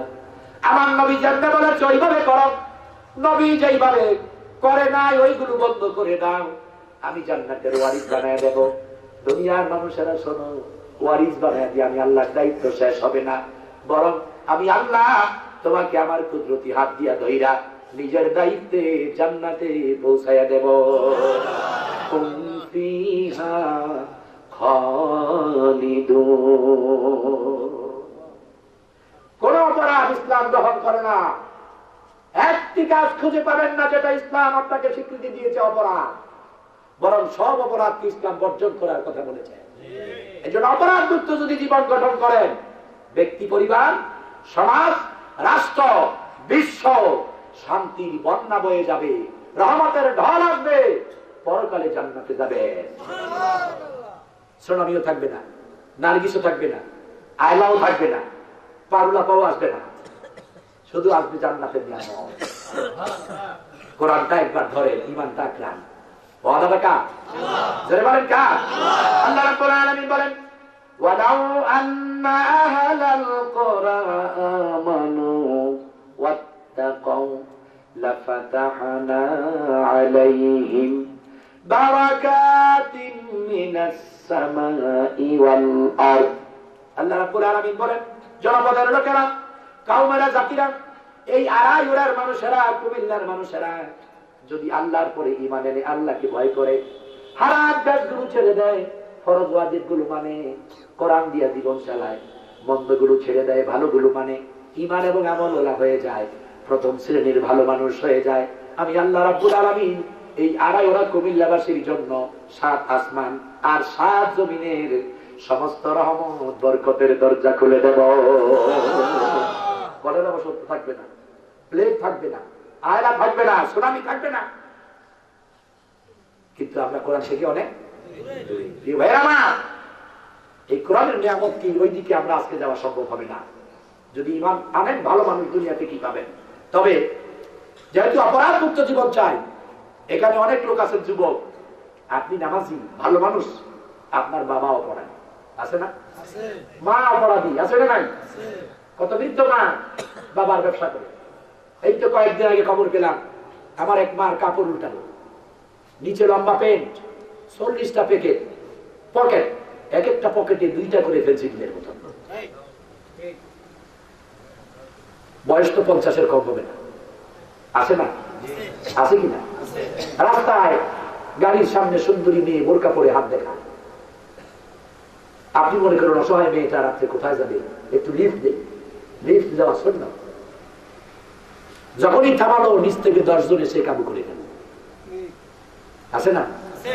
অপরাধের শেষ নাই। ছেলে ভালো, বাবা অপরাধী, বাবা ভালো, ছেলে অপরাধী। আছে না? বাবা ছেলে নিয়ে কত বিপদে আছে। একটা সংসারে একটা লোক যদি অপরাধী হয়, গোটা সংসারটা অশান্তির ঢল। আবার স্বামী নামাজি, স্ত্রী বেনামাজি, স্ত্রী নামাজি, স্বামী বেনামাজি, ও নিজেও পড়ে না, ওই স্ত্রী পড়াটাও বরদাস্ত করতে পারে না। আছে কি নাম? বাস্তব একটা প্র্যাকটিক্যাল উদাহরণ দিয়ে আমি আলোচনার শেষের দিকে যাচ্ছি। মনে হয় 12টার একটু বেশি হবে, 12টা বেজে গেছে। ছেড়ে দেবো না উদাহরণটা দেবো? প্রশ্ন আছে? পরে হাতে রাখেন।